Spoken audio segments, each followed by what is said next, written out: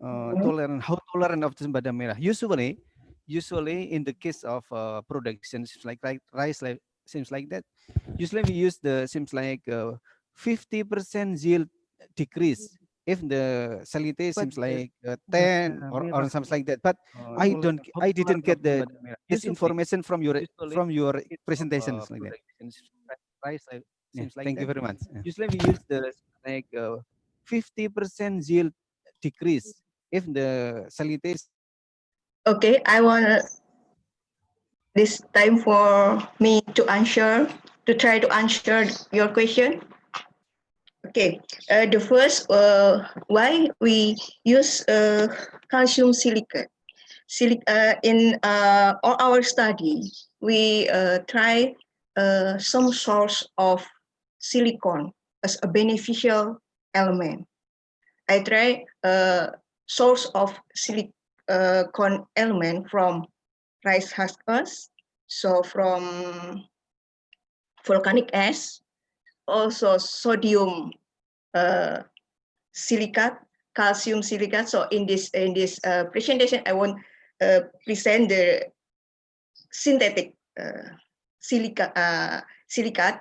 So when I think in market, is this there are no fertilizer. So I use in biology, we know I think it's the silicate fertilizer have an alternative if they are possible to reduce the effect of salinity. So in this study, I use synthetic silicate fertilizer, calcium silicate from Sigma. I think that's pure from factory. So, and the next question about sembada merah. Sembada merah is, as we know that sembada merah is sensitive to salinity. To say that 10 decisimen per meter is high salinity stress. So we want to know, when we apply the calcium silicate until the salinity stress that can this cultivar that can tolerant to this salinity. So we analyze based on physiological. So in the last year, we present about the growth of this rice and also the oxidative defense response of the rice. Because I come from Faculty of Biology, so we study about the mechanism of this plant to tolerant in this condition, in this case, to salinity stress. So I also determine how about the condition of the root, because if a plant absorb the silicon, it will deposit into exodermis and endodermis to reduce the apoplast transport, so can reduce the transport of sodium into the stele, so can reduce the negative effect of salinity in the whole plant. This is my answer. I think it's enough, or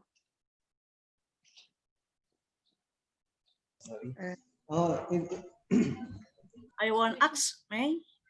yes. Okay. Because we limited by time, maybe we continue to the next presentation. We can discuss maybe in after this. I think we can chat. Okay. Oh yeah, thank you, Bu. I will do it. Yeah. Thank you very much.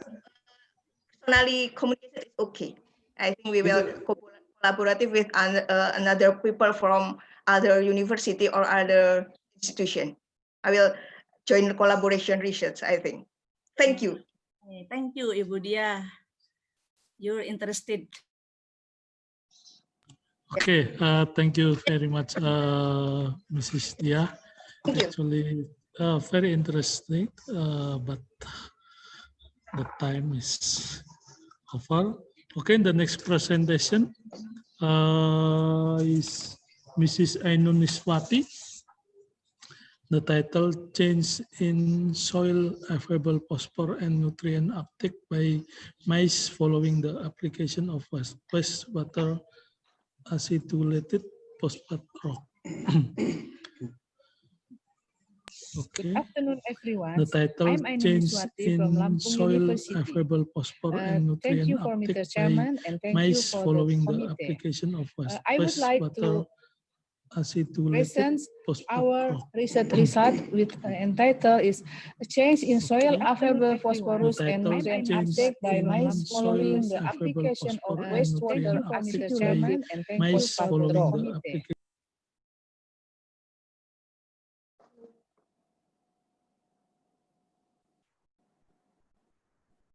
Solubility.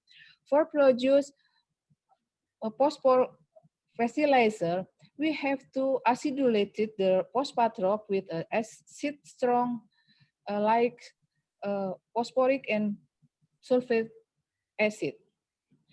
In Lampung, there are many agro-industrial wastewater, for example, for tofu and tapioca. Utilization of agro-industrial wastewater can reduce environmental pollution and emission of greenhouse gases into the atmosphere. One of them is by utilizing its agro-industrial wastewater for dissolved PR because of agro-industrial wastewater have a low pH. After that, the phosphate rock hop with high solubility. Objective of the research is to determine the effect of tofu and tapioca wastewater acidulated phosphate rock on soil availability P, soil pH, and NP uptake, dry shoot biomass, and grain yield of maize. This is a potency of agri-industrial wastewater in Lampung province. Tofu wastewater and tapioca wastewater. Location of the research is in a research station of Assessment Institute for Agricultural Technology of Lampung in dry season of 2017 with ultisol soil with a low pH and low soil availability with a sandy clay loam texture, and phosphate rock we use has pH around 7.72, total P 25.09%, and soluble P 6.8%. With a wastewater tofu and wastewater of tapioca with a low pH, and this is a GOD and BOD, and total P very low, and total N also very low. This is a location of the field experiment in Desa Negara Ratu Natar, South Lampung. Phosphate rock acidulation by wastewater tofu and tapioca before treatment with mixed incubated and shake, incubated for 7 days, and after that drying and ready for use. Experimental treatments were run with split plot in randomized block design with 3 replication. The main plot is tapioca wastewater and tofu wastewater, and the subplot is dosage of phosphate rock. This is from control and until high doses, there are 7 treatments from P0 to P6.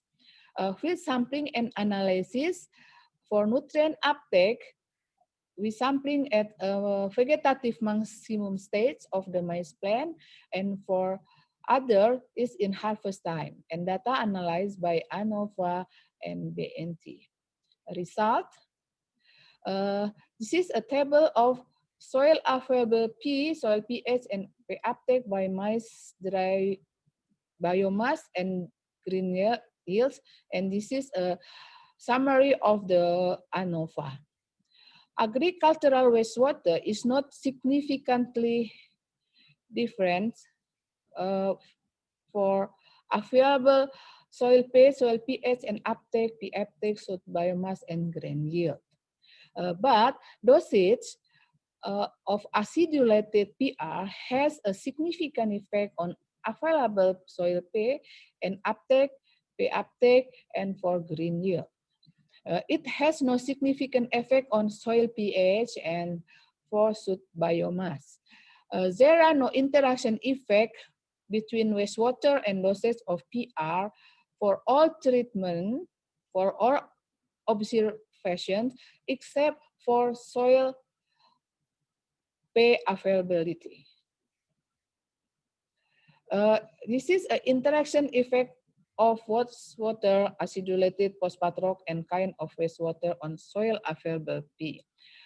Phosphate rock was acidulated by tofu wastewater. The acidulated PR was significantly increasing available soil P. Start from the lower dosage of 350 kilogram per hectare acidulated phosphate rock.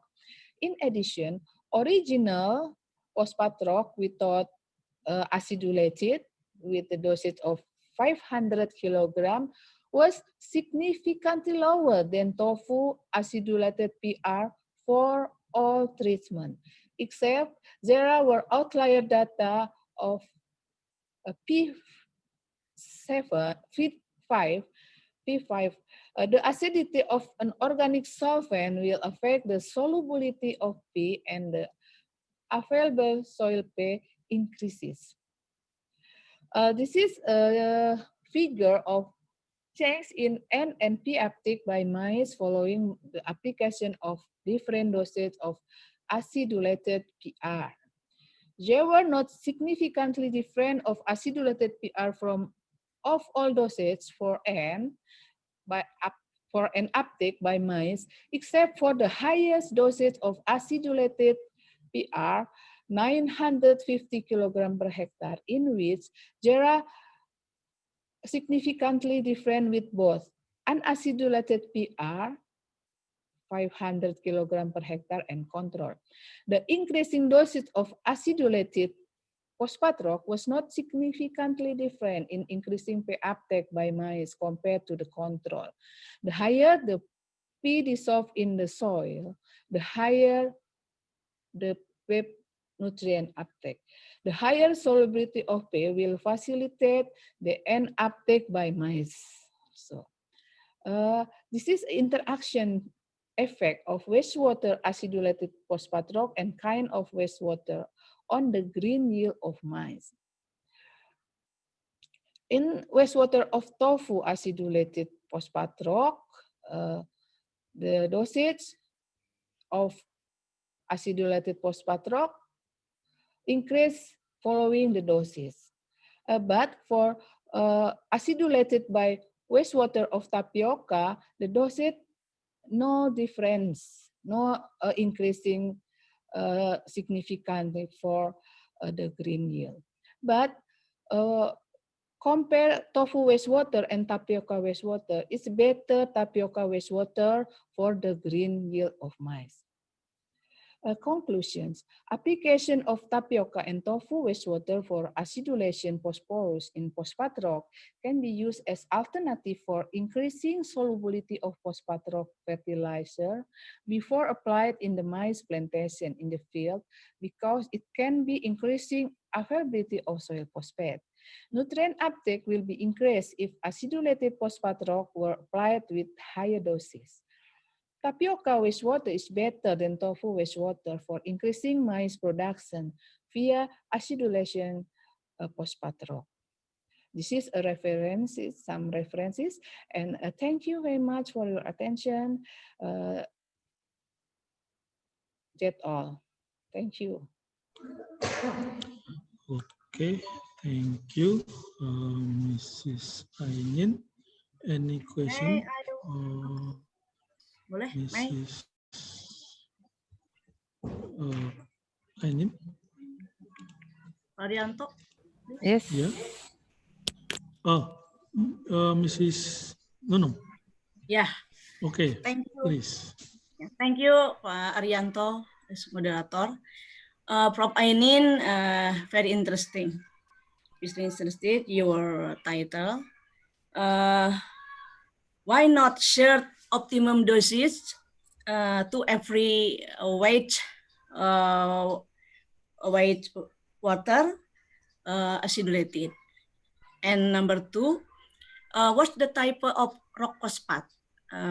May you explain? Because the rock phosphat in Indonesia very abundant. Okay, please. Thank you. Okay, thank you. Please, Mrs. Ainin, Yes, respond the question. thank you very much for Ibu Dr. Nunung Sondari for your questions. Your question is why I didn't find out the optimum doses of rock phosphate. Previously, I looking for the doses optimum doses.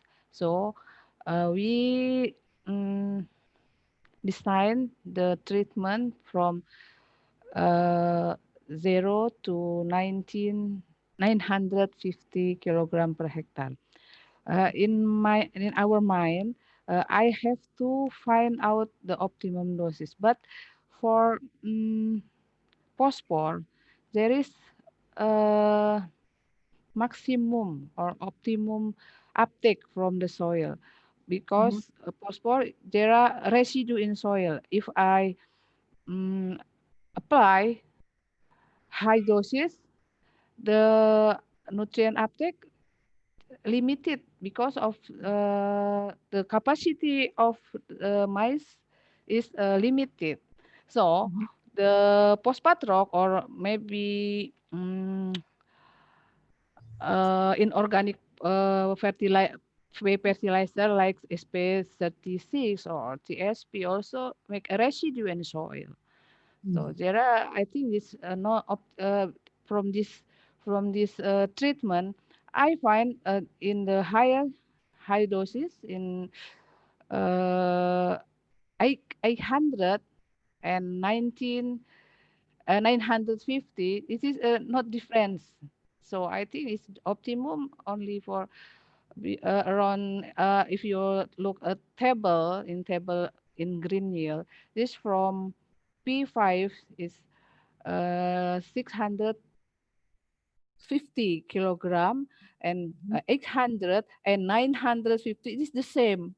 This optimum for the green. I think this from phosphate rock in 650 kilogram. Yes, and rock phosphate the previous study in Lampung in middle of Lampung in Lampung center of Lampung there are amount of rock phosphate.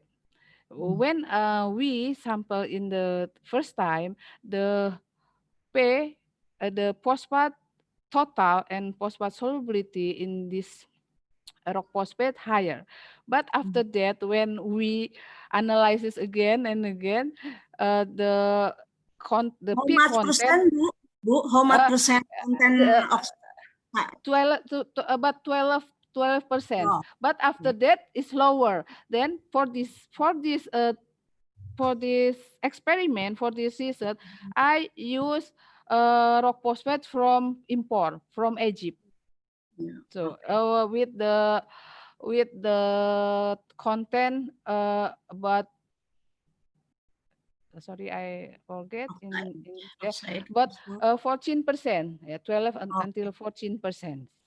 Yeah. okay. Thank you. So yeah.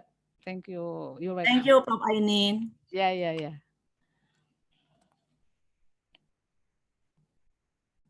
Is there any other question? Okay, any question again? If not, maybe we continue to next presenter. Thank you, Mrs. Ainin. Yeah. Thank you, Mrs. Nuno. Ya, thanks again Pak Dwi. Terima kasih. Okay, the next presenter is Erma Fitriarini. Yes. Okay, there. Okay.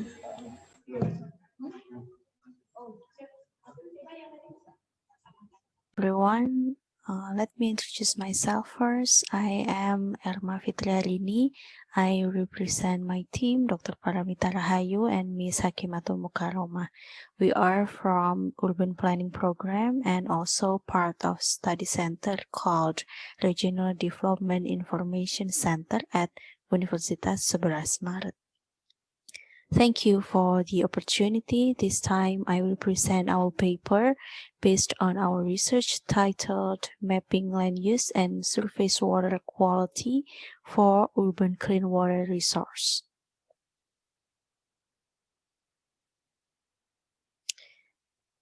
This research is based on the issues happen in our urban areas, like what UN said. The world's population living in urban areas is now predicted to increase from 55% in 2018 to 60% in 2030. We're also facing a rapid urbanization, which has triggered the government to meet various community needs, especially basic needs and food sources. Unfortunately, natural resources to fulfill that needs, including water, have been affected by climate change. So the population growth, water needs cumulated with climate change will aggravate the global water scarcity crisis.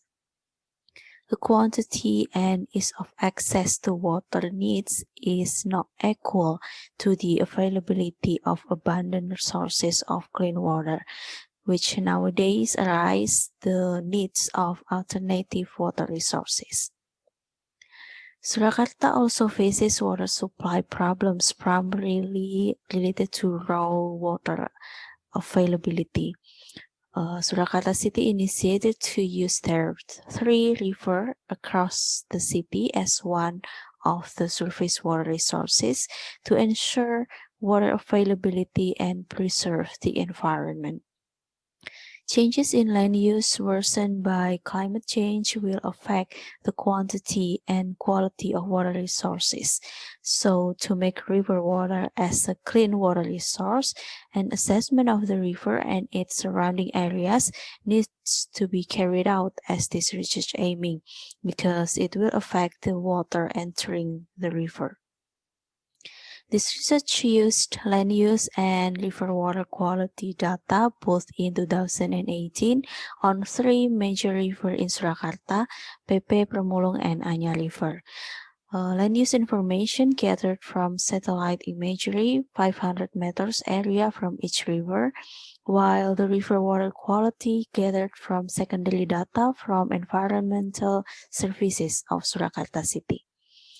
The assessment used spatial grouping analysis by geographic information system from 15 variables, 2 variables from land use aspect, and 13 variables from river water quality. This is the river water quality of three rivers in Surakarta on 2018. The first line, which colored yellow, is the baseline of source of drinking water based on government regulation regarding to water quality management and water pollution control in Indonesia. From this data, we can see that no river water in Surakarta that is included in first class that can be used as a source of drinking water. We also identify the land uses 500 meters around each river and found that the majority of the river is surrounded by residential land use that produce grey water which flowed into the river. This diagram here also shows the land use proportion in each river. Based on the water quality and land use characteristic, we try to make groups which has various typology. These groups is very beneficial to make an intervention for providing clean water from these three rivers. We start from group 1 with blue color on map has big portion of settlements, including textile industries on the upstream. Some of these industries has wastewater treatment plant actually, but has inactive at the moment. So some of them, they drain their waste into the rivers.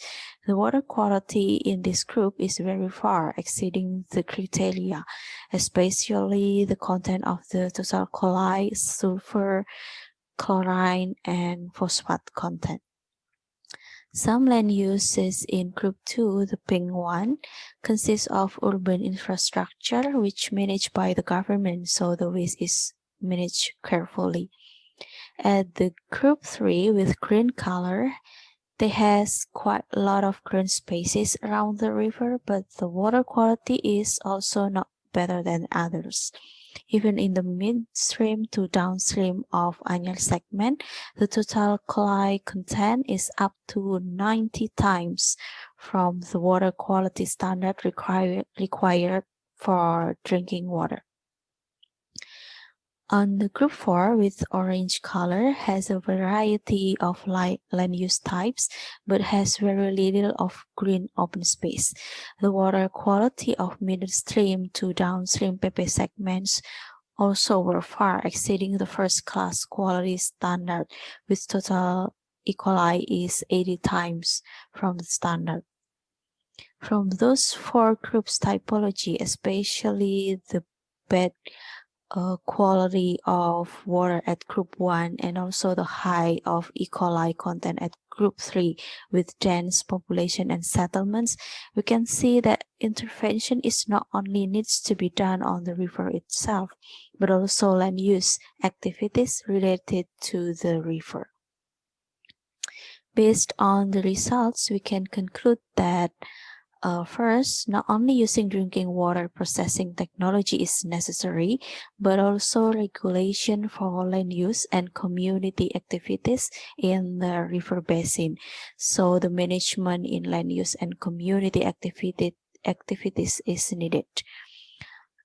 And the third, industrial wastewater treatment plant needs to be reactivated, and gray water processing from residential activities also needs to be encouraged.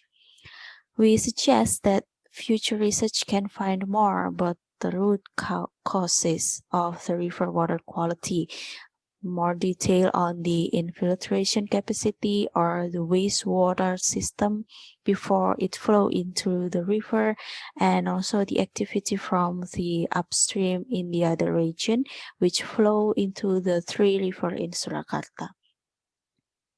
This is some references that I used. That's all for me. Thank you for the time. Thank you, Mrs. Erma. Any question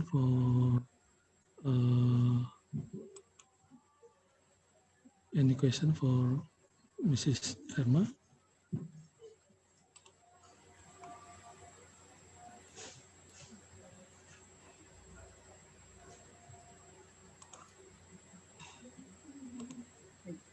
Not yet. Not yet. Okay. Okay. Any question? Yeah. Okay, Bu Nunung. Yeah. Sis Nunung, Thank okay, you. please. Thank you, Ibu Erma. Very interested your mapping. Ibu Erma, Yeah. when you take of parameter from water quality watershed, how the analysis usually regulation government give of the analysis until become of mapping land use. Thank you. Yeah, okay. Thank you, Bu Nunung, for the question. Maybe my water quality is based on secondary data actually. So this is from the Badan Lingkungan Hidup. So from the the water quality, and then use the data with the land use data. I collect the land use data, and then from two types, for land use and water quality, I input the data into the geographic information system, so we can result the grouping. So we can use four groups, and each group has typology. Each typology is different one with another based on the land use and the river water quality. Type of GIS? Yeah. And Yeah. GIS. I'm using ArcGIS, and for the tools, I'm using the groupings, statistic grouping analysis, one of the tools on the ArcGIS. You can find it on ArcGIS. Thank you, Ibu. Yeah, you're welcome, Bu Nunung. Okay, thank you, Mrs. Erma and Mrs. You're Nunung. welcome. We continue the next presentation. The next presentation is Mr. Rahayu. The title, Potential Use of Leaches for Tough Grass Irrigation on Soil Covered Landfill, Suwung, Bali. Mr. Rahayu will present directly by his PPT. Okay, please, Mr. Rahayu. Please unmute us. Thank you very much. Actually, I don't prepare the video, so I want to present directly. Yeah, so I will share my screen. Just wait a minute.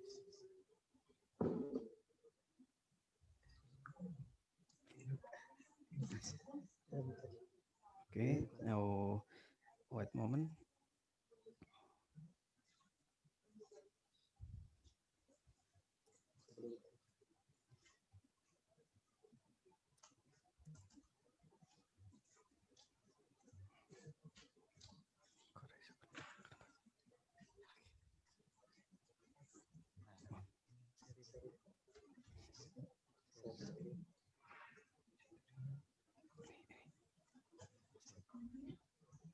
Okay, thank you very much for moderator. Give me the time for present. Actually, I will present about the potential use of silicat for turf grass irrigation on soil covered landfill Suwung, Bali. We know that Bali is very famous for tourism, but many people and trash is very many also. So they collect the trash, garbage in the landfill. The landfill's name is Suwung. Suwung is between the airport and also Bali, Denpasar. So this collect the Denpasar garbage. So this is very important because the environmental problems. Government want to make this landfill become a park area. So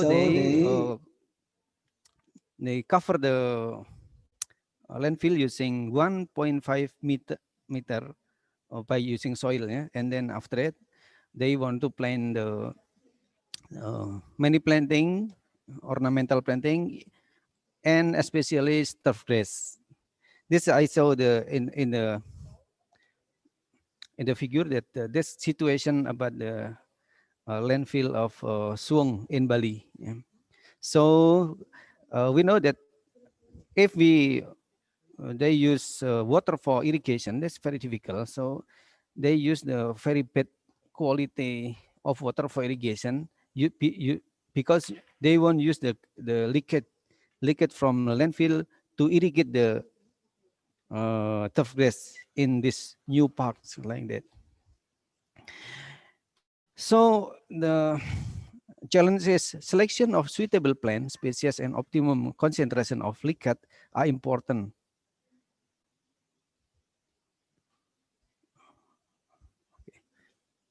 Very important.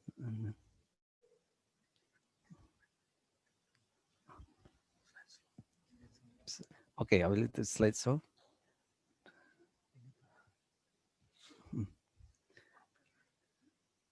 Okay, I'm sorry about this. Okay. This situation about the Suwung in Bali landfill, and usually many hundreds of cow eat the trash. This is also problem. So many very bad smell, and this is problem for tourism in Bali and also environment. But make a park is not easy because for irrigation is very important. So we do the survey of this situation. How possible leakage of this landfill used for irrigation the turf grass, and So the challenge is selection of suitable plant species and optimum concentration of leachate are important factor in the prevention of vegetation damage when use leachate as irrigation. Yeah. And we know that turf grass is the most widely used plant for pito remediation activity, and grass is also widely used for landfill area suitability and biology reclamation. And material method, we just survey and then using check point by point with using random point. Yeah. Started with random sampling, and then after that we determine and also we bring a sample of water, measure the characteristic of water, and then we check how how bad situation of the grass. Result and discussion, we find that this is a situation of water, and almostly water is very bad quality for irrigation. Um, and then we also find over there are six turf grass cultivar. Native Bermuda. We call actually in the Latin name is Cynodon dactylans native, and also Scissor paspalum with Latin name is Paspalum vaginatum, and also Cynodon dactylon hybrid, Paspalum hybrid, Zoysia matrela, and also Axonopus compressus. This characteristic, and almostly 40% of this landfill is covered by native Bermuda and also native Scissor paspalum. The conditions is we find that the native Scissor paspalum grow very well. The other seems like native Bermuda is like the injury, Bermuda hybrid is stress, and the paspalum hybrid also some stress. Joysia matrila is like the injury, Axonopus compressus. We usually call this rumput gajah mini. That's very heavy injury. Also, we check in the condition. We can show at the picture that in the top turf grass still grow well, but in the slope turf grass grow is very difficult. We know that in the top usually is okay because the irrigation is very easy, and also there are no liquid, additional liquid come out, but in the slope liquid is come out, and then this very make this turf grass very stressed. Result and discussion Scissor paspalum, it is in this picture so that turf grass die by using liquid, but the some area also turf grass also can grow when irrigated by liquid, and we find in the turf in the ponding in the foot of hill of landfill, we found that Paspalum, Scissor paspalum or Paspalum vaginatum native grow very well, uh, even soak in the liquid condition. After that, we conclude that in the Suwong landfill covering area with 1.5 meter thick soil, there are 6 main grass, namely local Scissor paspalum, local Bermuda, Zoysia matrela, hybrid Scissor paspalum, Bermuda hybrid, and Axonopus compressus. The use of well water mix with liquid for grass irrigation for years showed a variable response based on grass type and position on the landfill hill. The local Scissor paspalum grew well. Local Bermuda and Zoysia material show relative less growth inhibition than the Bermuda hybrid and also Axonopus compressus the most stress. This means that using liquid for irrigation is okay if the grass is Scissor paspalum local. This is the reference.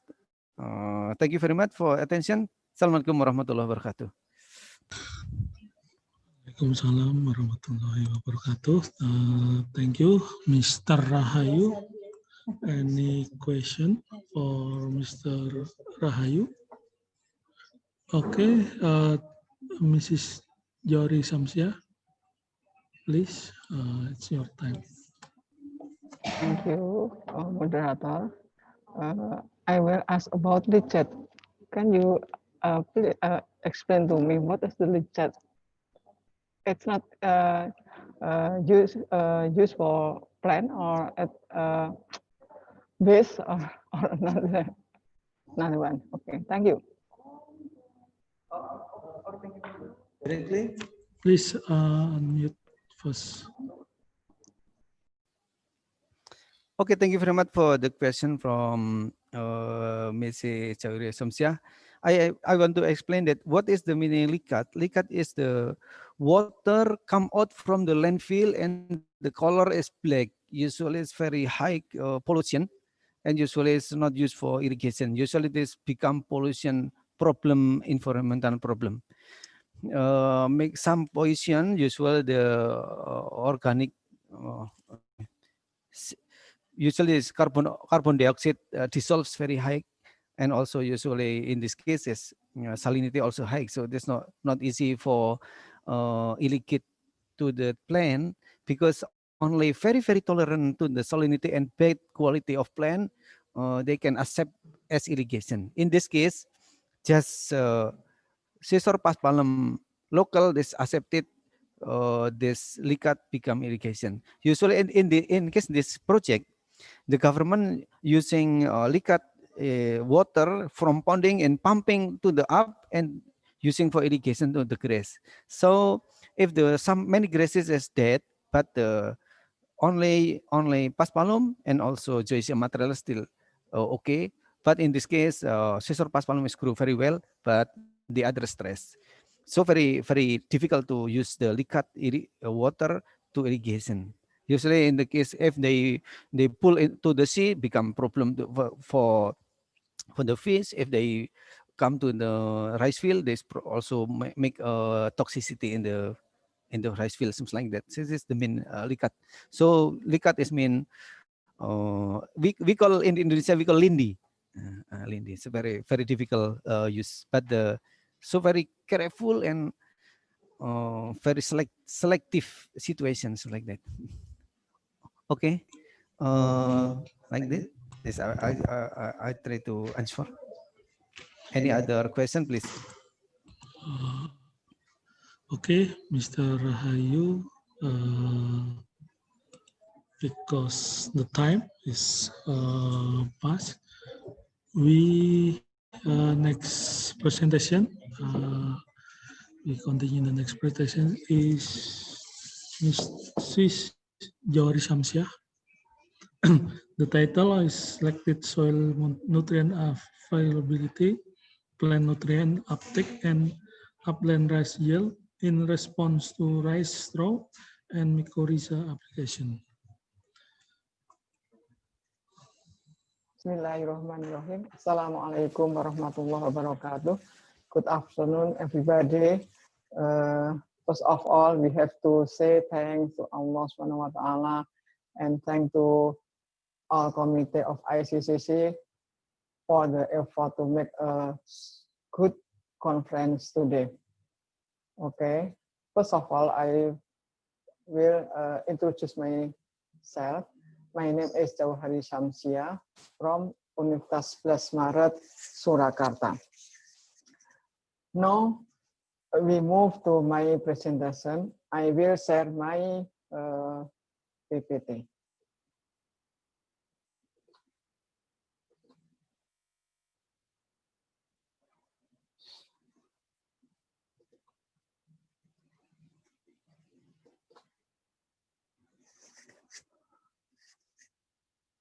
Okay, the title of my presentation is Selected Soil Nutrient Availability, Plant Nutrient Uptake, and Upland Rice Yield in Response to Rice Straw and Mycorrhiza Application. The introduction. Nowadays, global warming or climate change is getting a lot of attention from many institutions. In agriculture, for example, global warming such as a long dry season can cause increase in land area that cannot be used for agriculture or for plant cultivation, because in this area, lack of water and low soil fertility. Therefore, it is necessary to overcome this problem. One of the alternative to overcome this problem is using organic matter. We know that using organic matter to the soil can improve soil physical properties, soil chemical properties, and soil biological properties. And overall, using organic matter like rice straw can improve soil properties and soil fertility. On the other hand, organic matter such as rice straw as a source of nutrient for plant growth and can give a good condition for plant growth. Mycorrhiza has many roles to the plant. It can help plants to absorb nutrients so that can increase plants' yield. Many researchers also said that mycorrhiza can help to decompose organic matter. So if we use rice straw together with mycorrhiza, it will improve nutrient available and can give a change on increasing nutrient uptake and crop yield. Furthermore, it can mitigate climate change. The purpose of my research is to determine availability, nutrient uptake, and paddy field on the dry field by use rice straw combined with the mycorrhiza. The material and method. This field experiment used completely randomized block design with 2 factors and 4 applications. The first factor is rice straw, consists of no straw or control, fresh straw, and weathered straw. And the second factor, that is mycorrhiza application, consists of with and without mycorrhiza. Using rice straw in the field, before using rice straw, cut into small sizes, and then it split thoroughly in the plot 1 month before transplanting. And application of mycorrhiza we given along with the transplanting rice plant IR 64. The parameter were observed is soil nitrogen total, soil available phosphorus, and soil exchangable potassium or soil available potassium, soil carbon organic at soil before treatment, and nitrogen, phosphorus, and potassium in plant tissue and rice yield. The data from this experiment were analyzed using analysis of variance or test, and continued with Duncan multiple ring test and correlation test. The result and discussion. The soil that used in this experiment has a relative low fertility because many soil characters such as carbon organic, nitrogen total, available phosphorus, available potassium, classified very low to low, and soil CEC is medium. And the straw that used in this experiment has a different quality. Whether straw has higher quality than fresh straw, it can be seen here, carbon and nitrogen ratio at weathered straw is lower than fresh straw. The content of nitrogen total in the soil, available P and available K in the soil by using straw and mycorrhiza can see in the table 3. Using rice straw, fresh and watered straw, and mycorrhiza inoculation can increase soil nitrogen total and soil available phosphorus significantly. We can see here that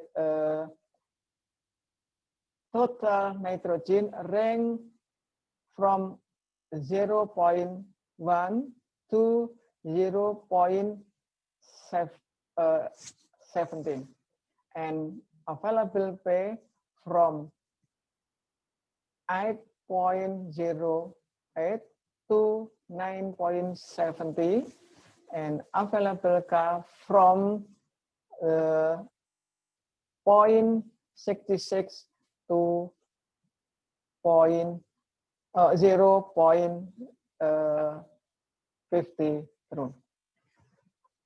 There is a significant increase in total nitrogen and available P, but no interaction between soil rice straw and mycorrhiza on available P. The higher total nitrogen and available P in the soil found in the using weathered straw and mycorrhiza. The nutrient uptake. Using mycorrhiza with fresh straw or weathered straw could increase nitrogen, phosphorus, and potassium uptake significantly. The value of nitrogen uptake ranges from 0.45 to 0.79 and P uptake range from 0.15 to 0.25 and potassium uptake range from 0 to 0.09 to 0.25. The highest uptake of nitrogen, phosphorus, and potassium found in the using of mycorrhiza and weathered straw. The application of mycorrhiza combined with the fresh straw or weathered straw significantly increase rice yield up to 20% than control. We can see here that using weathered straw and mycorrhiza gives the highest rice yield, about 3,516 kilogram per hectare. The conclusion, the application of straw combined with the mycorrhiza inoculation can improve the availability of soil nitrogen, phosphorus, and potassium by 65, 81, and 110%, and the uptake of nitrogen, phosphorus, and potassium by 72, 105, and 172% than control, respectively. The highest grain yield about 3.9 ton per hectare we found in the use of weathered straw and mycorrhiza. An application of rice straw in any condition can optimize soil fertility and can be used as a way to adaptation to climate change. This all my presentation. Thank you. Assalamualaikum warahmatullahi wabarakatuh.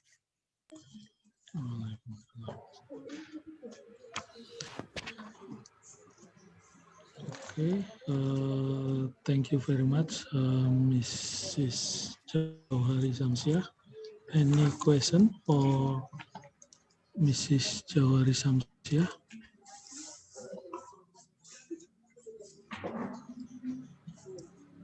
Can I ask? Okay, Mrs. Sumiati, please. Okay, thank you for the moderator. I want to ask about how many rice straw applied at the treatment in this region. Thank you. Oh, okay, thank you. Mrs. Jauhari Samsiah, please respond the question. Thank you for your question. I use 10 tons rice straw per hectare in this experiment. Okay, enough, Mrs. Sumiati. Okay, Any thank feedback? you. 10 ton. Okay, thank Okay. you. Okay, the next question, Mrs. Sri Yusnaini, please unmute first.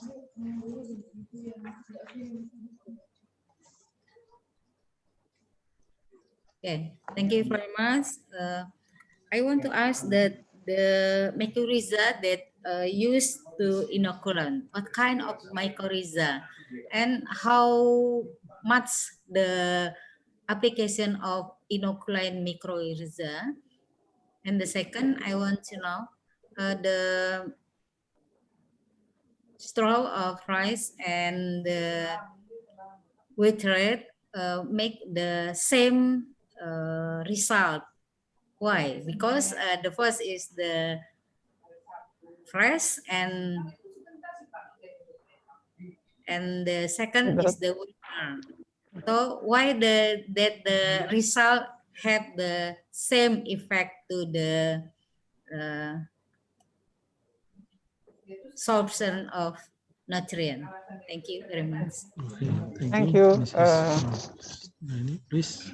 Okay. Mrs. Mycorrhiza that I use in this experiment is a fertilizer mycorrhiza, not just mycorrhiza, but fertilizer, because there is the fertilizer beside content of mycorrhiza, there is a carrier like zeolite, and I use 5 gram per plant. Example plant fertilizer mycorrhiza. And by the last question, maybe why the fresh straw and better straw give same result. I said that in the experiment, using better straw give the higher result and on soil fertility. I mean that on availability of nutrient, and then nutrient uptake and rice yield. Is using weathered straw is give a higher result, not the same. Thank you very much. But if we compare to the control, the use of fresh straw give a higher result, higher yield than control. Yes, thank you very much. Okay, thank you. Okay. Thank you, Mrs. Jauhari. Thank you, Ms. Sri Yusnaini.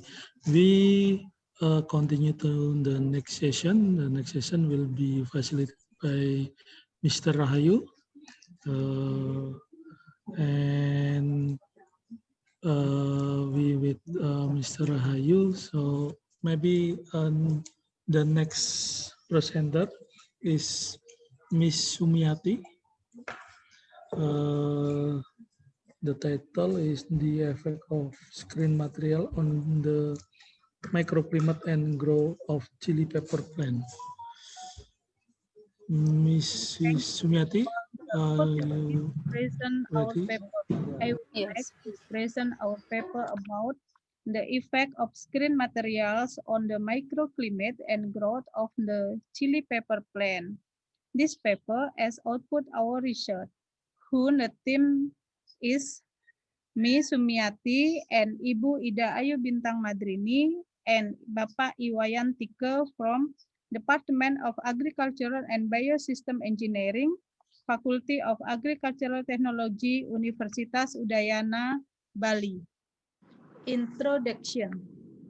Chili pepper plant can grow and produce optimally, must be planted in an environment that is in accordance with growing condition.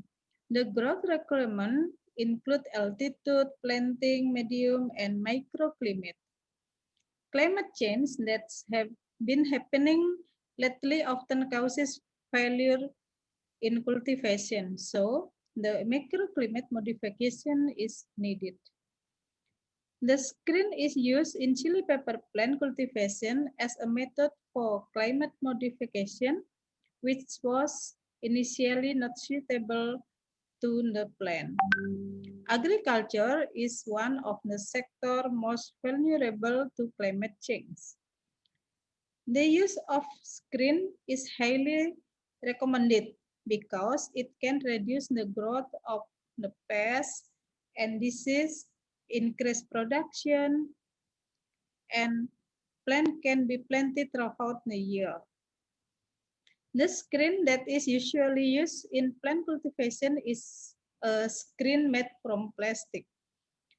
The use of screen made from shading net and combination of plastic and shading net has not been studied. The purpose of this study was to determine how the growth of chili pepper plant on several types of screen materials and to determine of type of screen material that is most suitable for the cultivation of chili pepper plants. This research was conducted in Subak Suala, Tabanan Regency, Bali, Indonesia. The materials and tools used were cultivation materials like chili pepper seed, planting media, irrigation water, fertilizer, and pesticide. Screen materials consist of UV plastic and screen net with a density of 50%. Tools for cultivation, bamboo for frame structure of the screen, and the other research tool. Dimension for the frame structure of the screen are 2 meters high and 1 meter wide, as shown in figure 1. This study consists of 4 treatments. There are no screen, UV plastic screen with 0.6 millimeters thickness, shading net with 50% shade factor, and the combination of UV plastic and shading net. Each treatment was made with 3 replication. The variables observed were plant height, number of leaves, the first flower appearing, dry weight, and productivity. Result and discussion. Climate screens and seed net have two main uses in controlled environment horticulture. Set net can be used to set house and are sometimes combined with plastic cover. The higher level of set net, the lower light intensity received by plant. A decrease in light intensity is followed by a decrease in temperature and an increase in air humidity, which will affect plant growth. As can seen in figure 3, with screen treatment, there are no screen, UV plastic screen, shading net, and the combination of plastic screen and shading net. The results of observing plant growth indicator in this study are as follows. Plant height. Plant height is the size of the plant most often observed as an indicator of growth. Based on figure 4, it can be seen that at 35 days of age, chili pepper plant under the shading net screen shown the highest growth with a plant height of 30.65 centimeters. Plant under shading net screen show higher chili pepper plants compared to plant under other treatments. Number of leaves. The number of leaves is an indicator of plant growth. Based on figure 5, it can be seen that the number chili leaves under the shading net show the highest number of leaves. The use of shading nets allow the microclimate condition around plants such as light, temperature to be manipulated to be optimal for plants. The first flower appearing. The first flower appearing was observed in its plant that began to appear flower bud. The result of this study indicate that the chili pepper plants on no screen, plastic screen, and the combination screen had slower growth compared to the shading net screen as can be seen in figure 6.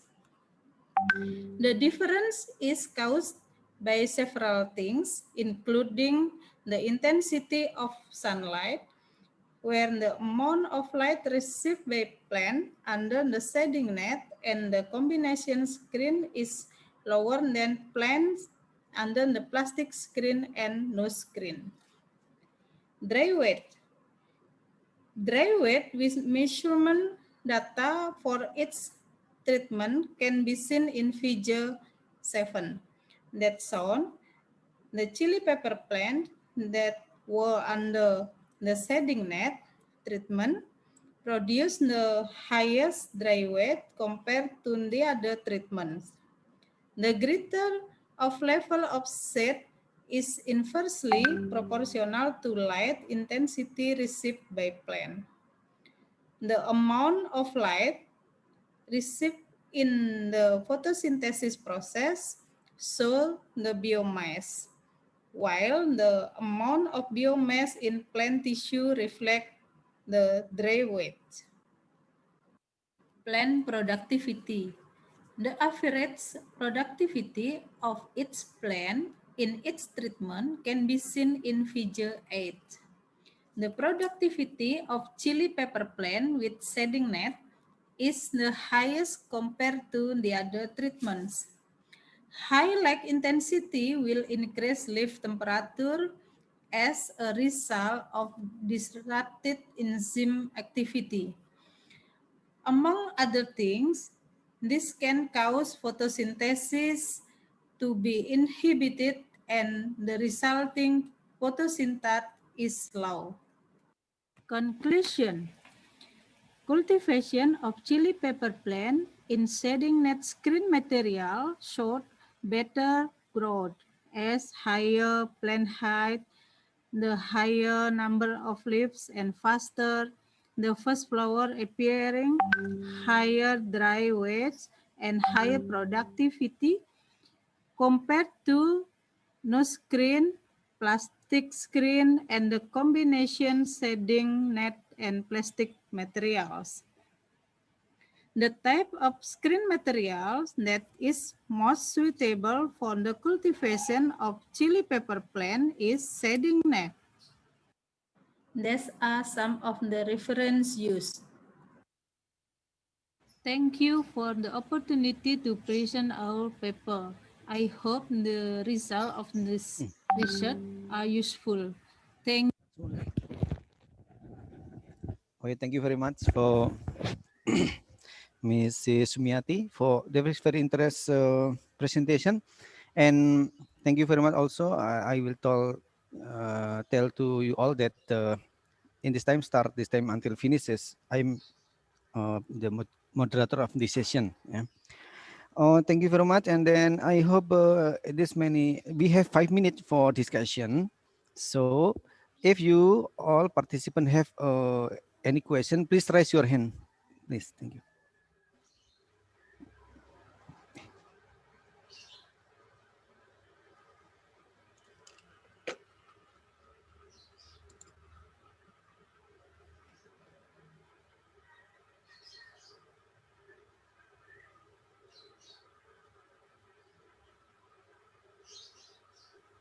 Any questions? Please raise your hand.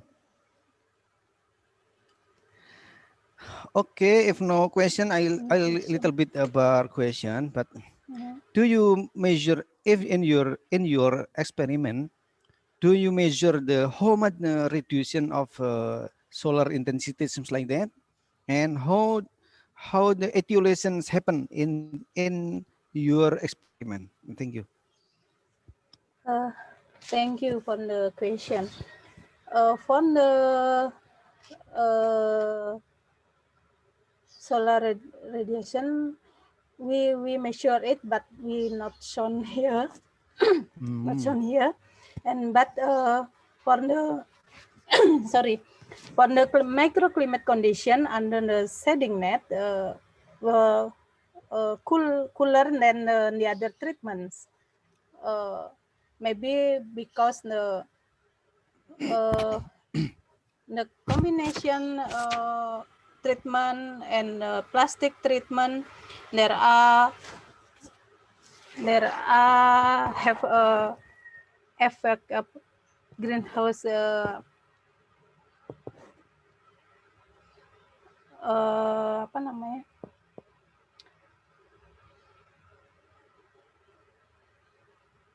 efek rumah kaca, effect greenhouse effect.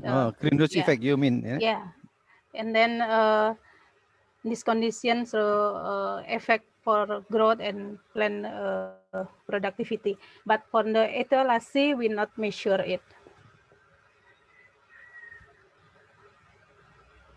Usually use the seems like you use paranet for protecting. The important is measure the how much the reduced temperature and also how much the reduce of solar radiation. Yeah, Is very that important. is reduce it.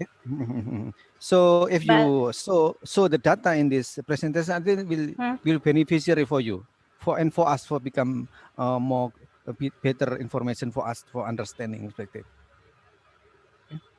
It's just suggested next time maybe in the future you can show the data about the reduction of temperature and also the solar radiations like that. okay, thank you for the suggest. Okay, thank you. Any others to ask about this presentation?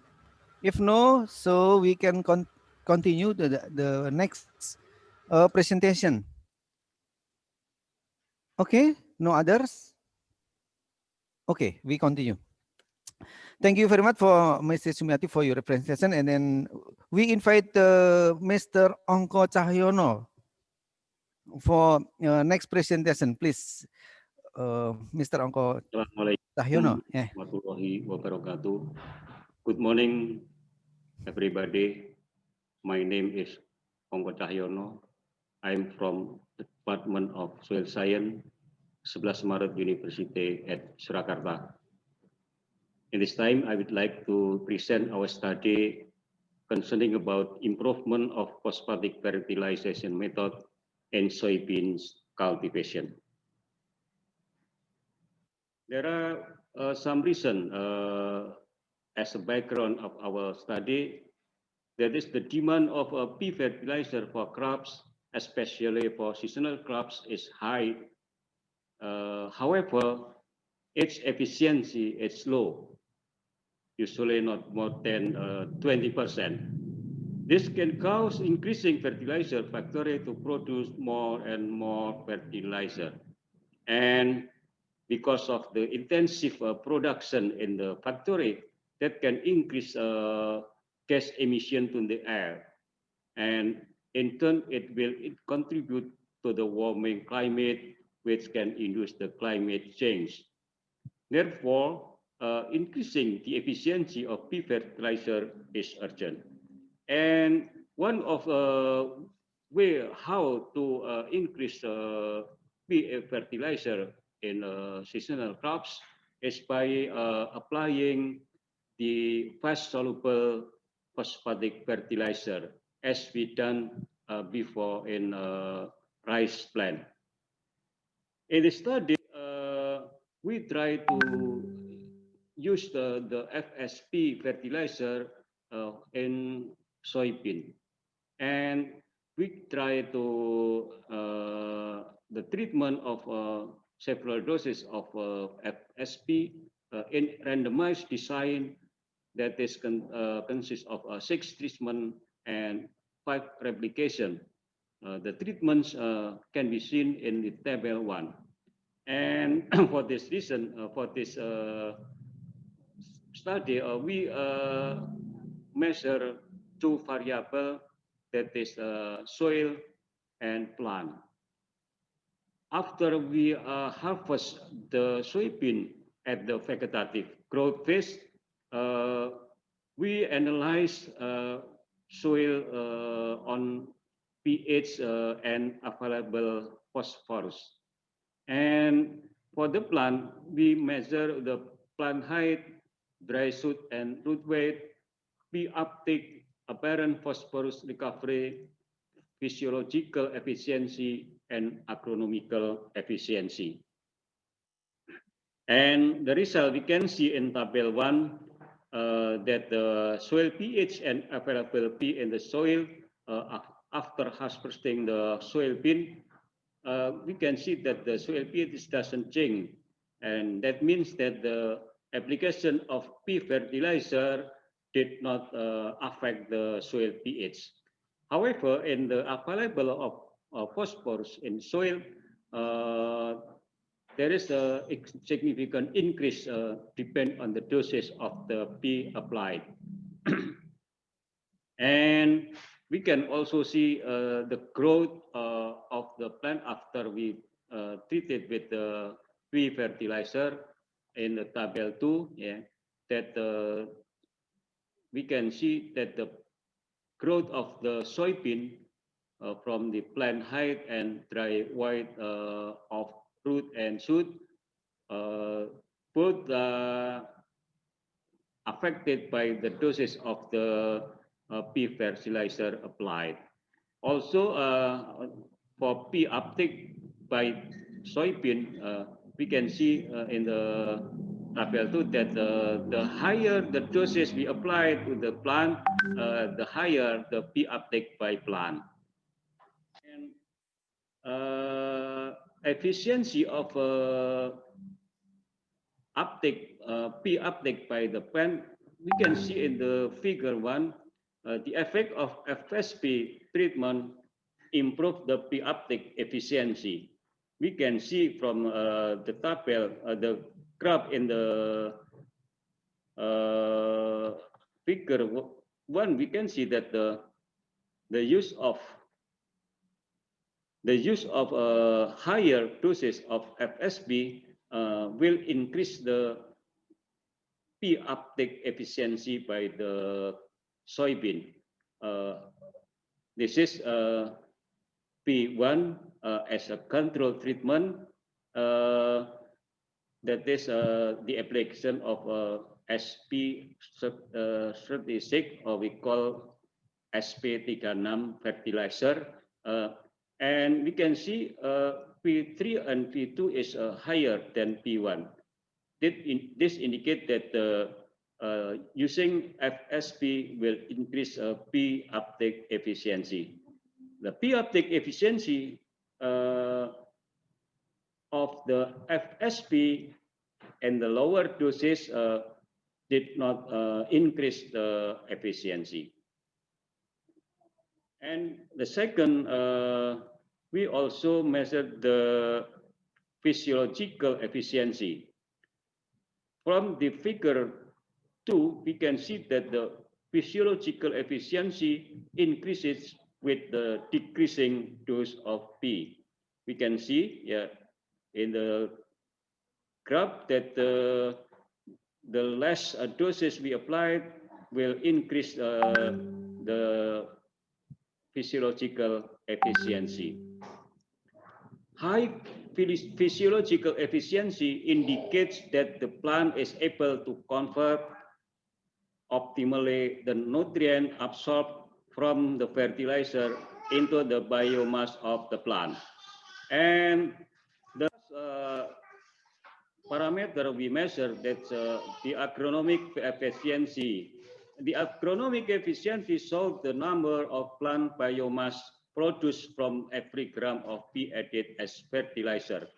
we can see that the agronomic efficiency of the treatment of FSP is higher than that of the control treatment or SP36 treatment. On here in the figure 3, we can see in the P1 treatment. So for the other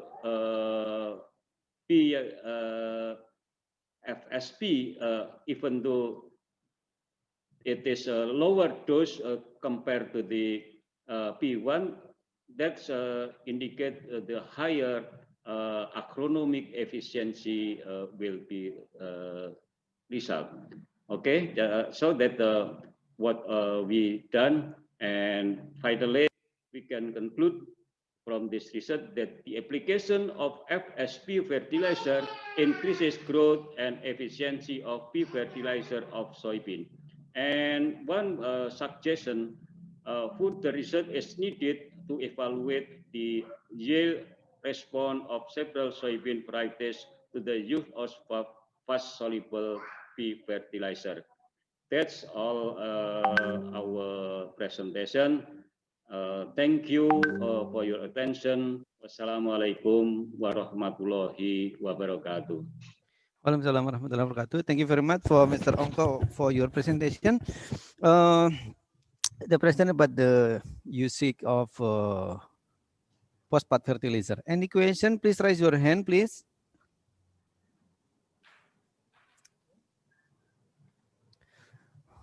Is there any questions? Okay, I will ask a question first before the others of participant. I will asking, what is the principal difference between FSP and SP36? Why causing the absorption efficiency is different? Like okay, thank you, Mr. Ayu. FSP means that it is more soluble after the fertilizer is applied, and maybe in 2 or 3 days the available of P is ready to absorb by the plant. But for the SP36, this takes a long time. So when we try to apply SP36, not only take time to supply for the plant, but also it is not efficient because most of the soluble P from the fertilizer is absorbed by the usually Fa or Mn or Al in the soil, especially in the red soil. So when we applied FSP, in this case, we try to apply in split application, not once time, but in several times. In this case, we try to 2 times after 15 days after plant and 30 days after plant. That's the principle of the difference between SP36 and FSP.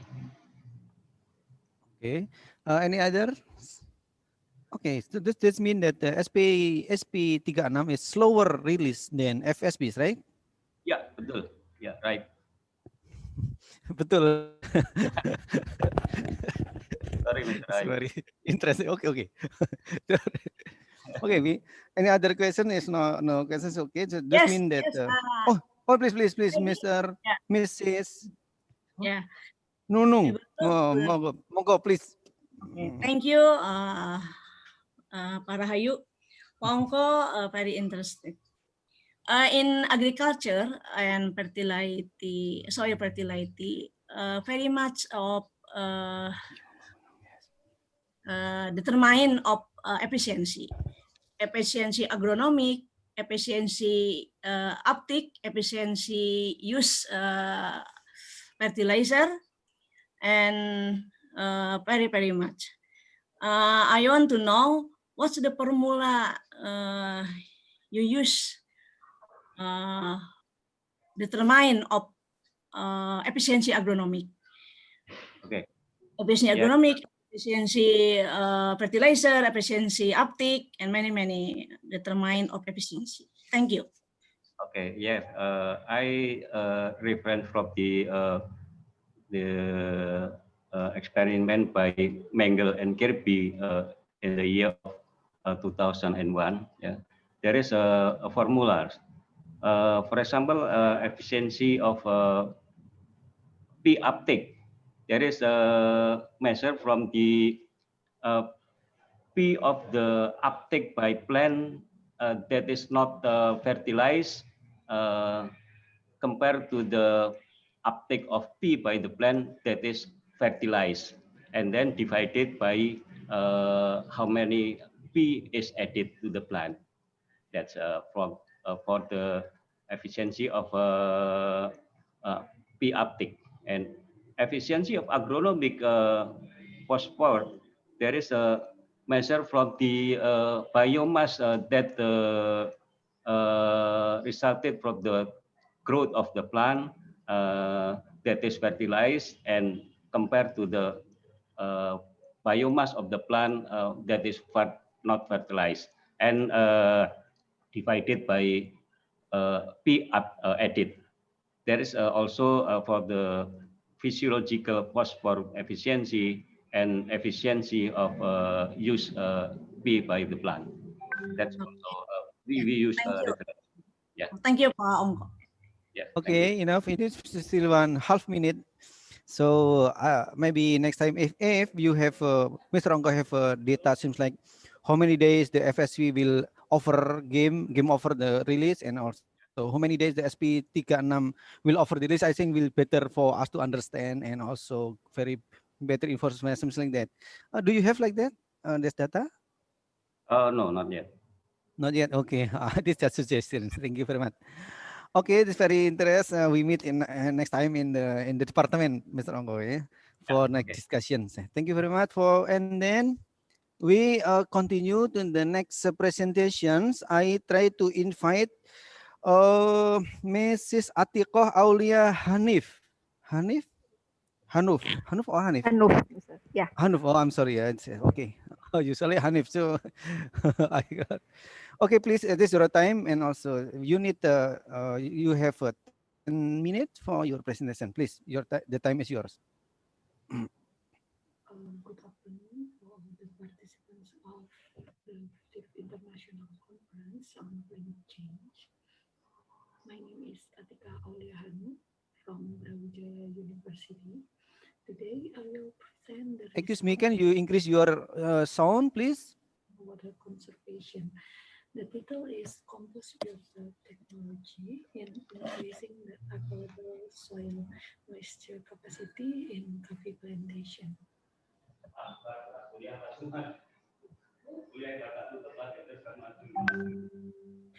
Okay.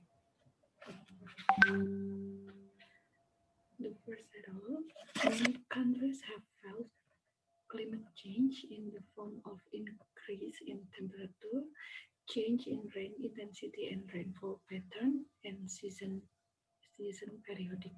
For example, rainy season has too much rain, or dry season lasts longer than usual.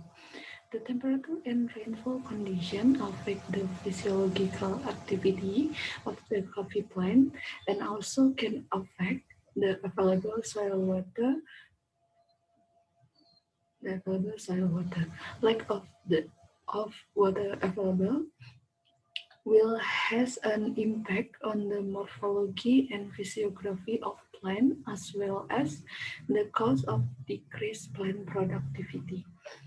Therefore, soil management plays an important role to support the growth and the development of the coffee plant, include soil water management and soil fertility management.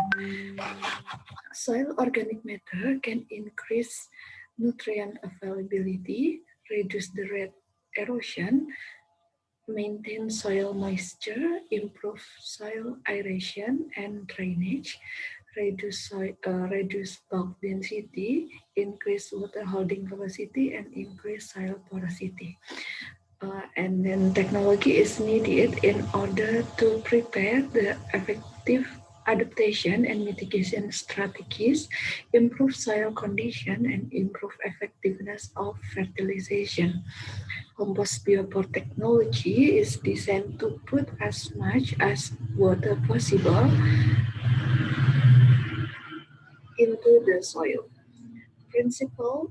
This principle aims to reduce the runoff rate and other nutrient losses. Research on compost biopore technology focus a lot on the role of biopore in reduce the runoff rate and infiltration, but other functions such as controlling plant water requirement, improving soil water characteristic and soil quality, and also plant productivity have not been widely studied. So further research is needed in order to obtain an optimal compost biopore technology design in coffee plantation. This research was conducted in 2019 and 2020 at Afdeling Besaran, Blok 3, PTPN 12, Bangunan, Malang Regency. The type of coffee that planted at PTPN 12 Bangunan was Robusta coffee. This research was conducted in factorial randomized block design with 4 replication. First factor is biopore depth and second factor is compost type. This is the the treatment, combination treatment 1 to 7, and this is the treatment map. The research plot size was 9 and 12 12 meters with the 15 coffee plant, and 3 main sampling plant in the middle of treatment plot. In one plot research, there are 10 biopores.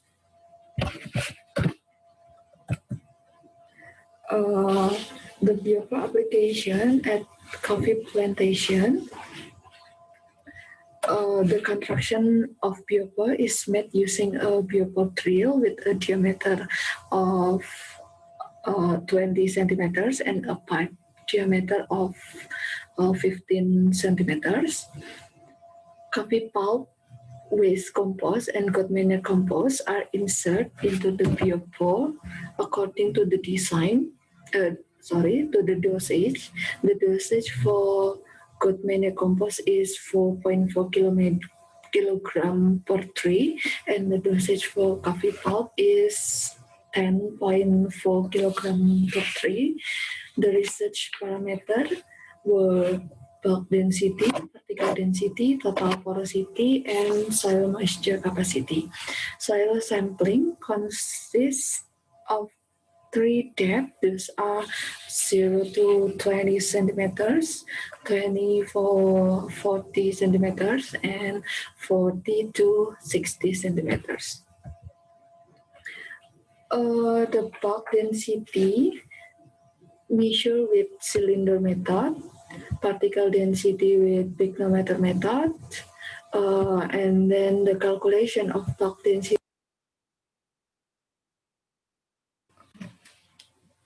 Bismillahirrahmanirrahim.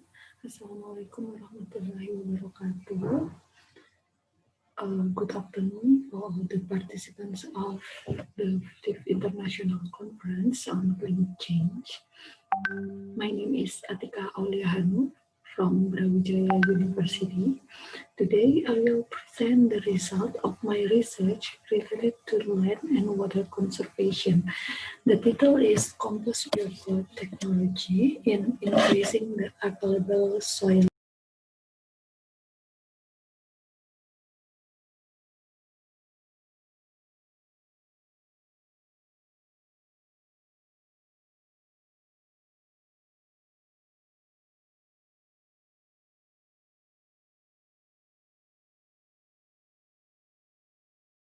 increase in temperature, change in rain intensity and rainfall pattern, and season periodic. For example, rainy season has too much rain, or dry season was longer than usual. The temperature and rainfall condition affect the physiological. And then soil moisture measure with gravimetry method. This is the result of this research. Compost biopore technology, the first is bulk density, showed that positive result to bulk density. Uh, Control treatment showed that bulk density reached maximum value 1.47 gram per centimeter cubic, and the lowest bulk density was showed in the short biopore and coffee pulp treatment, or SGB treatment, of 40 to 60 in as big as 0.9 gram per centimeter cubic. That's it mean lower bulk density implied increased porosity and other soil characteristics that's suitable for biological activity and plant growth. And then particle density, compost biopore technology can reduce the particle density value on average, but not significant. The result, the level of particle density reduction from the control treatment was lower than biopore treatment. The highest decrease was found in the short and coffee pulp compost treatment, or SGP. That means organic matter plays a role in binding the soil. If the organic material content is high, the particle density are getting lower. For the porosity, the results showed that the SGM, or Search biopore combination with good manure treatment had the highest percentage increase. This is presumably because the percentage of organic carbon in good manure compost is higher than coffee pulp compost. It means that there was an improvement of pore size in soil, which is very important to the air and water balance of soil, since aeration critical depends upon pore size distribution. The last is soil moisture. The highest increase in soil moisture were found in the LGM treatment, or long biopore combination with good manure compost. Good manure compost has a high water content of 92.3% and the highest organic carbon content. It is suggests that the organic matter and biological activity had a major influence on the physical properties of the soil. In all samples, bulk density tend to increase with decreasing soil moisture. The conclusion is of this research is compost biopore technology impact positively for soil characteristics such as bulk density, particle density, porosity, and soil moisture. Soil moisture has strong related to soil physical properties. Compost application can improve soil quality. However, the effectiveness of biopores has not shown significant result. LGM treatment, or long biopore combination with goat manure compost is the best biopore treatment in increasing soil moisture. The reason of presumably due to the relatively short observation time. Therefore, it is necessary to observe a long enough time in order to get clearer result and also more complete analysis of research parameter.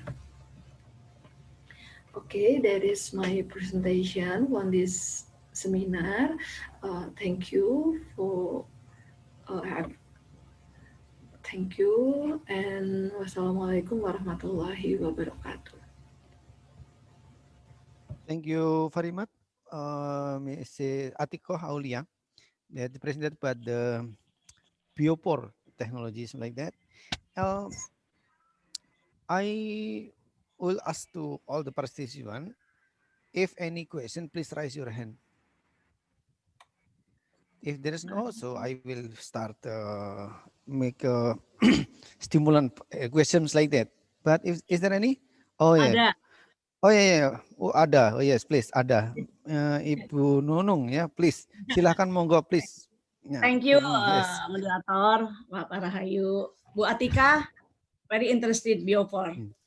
Bu Atika, why not the best from copy fab compost, and how much ratio carbon nitrogen from copy fab compost? I think the conclusion, copy fab compost, if the mix of blending, plus of starter microorganism local, may I product local wisdom. Okay. So LGM was the best biopore compost. Number one. Number two, may I ask number two, Bu Atika, how much distance your make biopore from Tegakan coffee plant, yeah, and coffee usually must be seeding under timber or plant wood, yeah, because penyinaran matahari only sun only 60%, yeah, and how depend on with biopore relative humidity efficiency. Okay, thank you. Oh, please answer it quickly because only 1 minute you have for Mrs. Atiko to answer this question. Okay, thank you, please. Okay, thank you for the question. Question number one is organic carbon. Organic carbon for the good manure compost is 32.28%, and the coffee pulp compost is 19.02%. This is big.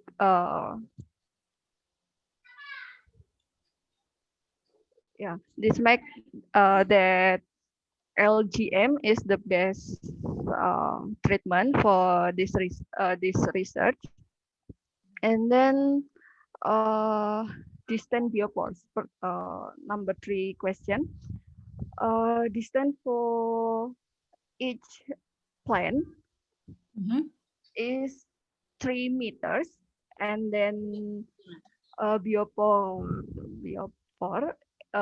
in the middle of 2 plants. It's about 1.5 meters. Okay, thank you, Bu Atika. Yeah, thank you. Thank you, Rad. And actually, I have a question, but the time is already over, so I keep in my pocket. Next time I will throw out, and then I will ask the question for you next time. I hope we can meet again in another seminar. Okay. Yes, after that, after that we invite the next presentations about the water management for increased rice production in the tidal swampland of Kalimantan. We invite Ibu Suwarni, Ibu Anna Hairani. Yeah, please, Ibu Anna Hairani, this is your time for 10 minutes your presentation and also 5 minutes for discussion. Yeah. Warahmatullahi wabarakatuh. This review paper written by Pak Nur and I, we are from Balai Penelitian Pertanian Lahan Sawah, Balitra, Indonesian Swampland Agricultural Research Institute. Balitra is a national research institute under the IARD, Ministry of Agriculture, assigned specifically to study swampland for agricultural development around the country. On behalf of team, I would like to present about water management for increased rice production in the tidal swampland of Kalimantan, Indonesia, constraint, limitedness, and opportunities. Now we are going to introduction. Next. Tidal swampland is the land where its water regime is affected by water tide from the sea or river. Based on the influence of the tide, tidal swampland can be divided into 4 types. The overflow type illustration and explanation presented on the slide screen. Next slide, please. Based the authority area and infrastructure, water management differentiated between macro and micro water management system. Macro water management is under the authority of the Ministry of Public Works and Housing, which is mostly related to civil engineering. This water management includes management from primary, secondary to tertiary canals. Meanwhile, micro water management is mostly related to farming activities such as rice field, which under the authority of the Ministry of Agriculture. Macro and micro water management should be implemented in an integrated management system. Next, we go to material and method, please. Okay, this paper will present several results of research and development of water management system in swampland as well as development strategies for increasing rice production in Kalimantan, Indonesia. Next to the result and discussion. One of the key factors for successful agriculture development in tidal swampland is practicing the appropriate techniques of water management. In this section, we will discuss about swampland water management, therewith constraint, limitedness, and opportunity, and the implementation of water management include infrastructure support and farmer participation. Next slide, please. As marginal land, swampland potential productivity is limited by variation of biophysical characteristics, include high soil acidity, low nutrient content, and the presence of toxic elements. Reclamation of swampland by land clearing and making canal will remove water from swamp and accelerate the soil ripening in order that it is suitable for cultivation and operational requirement of agricultural machinery. The reality in the field show that reclamation using heavy equipment causes the peat layer to be lifted, causing soil and water acidification to over drainage. Next slide, please. Oxidation of pyrite results in acidification of soil and water.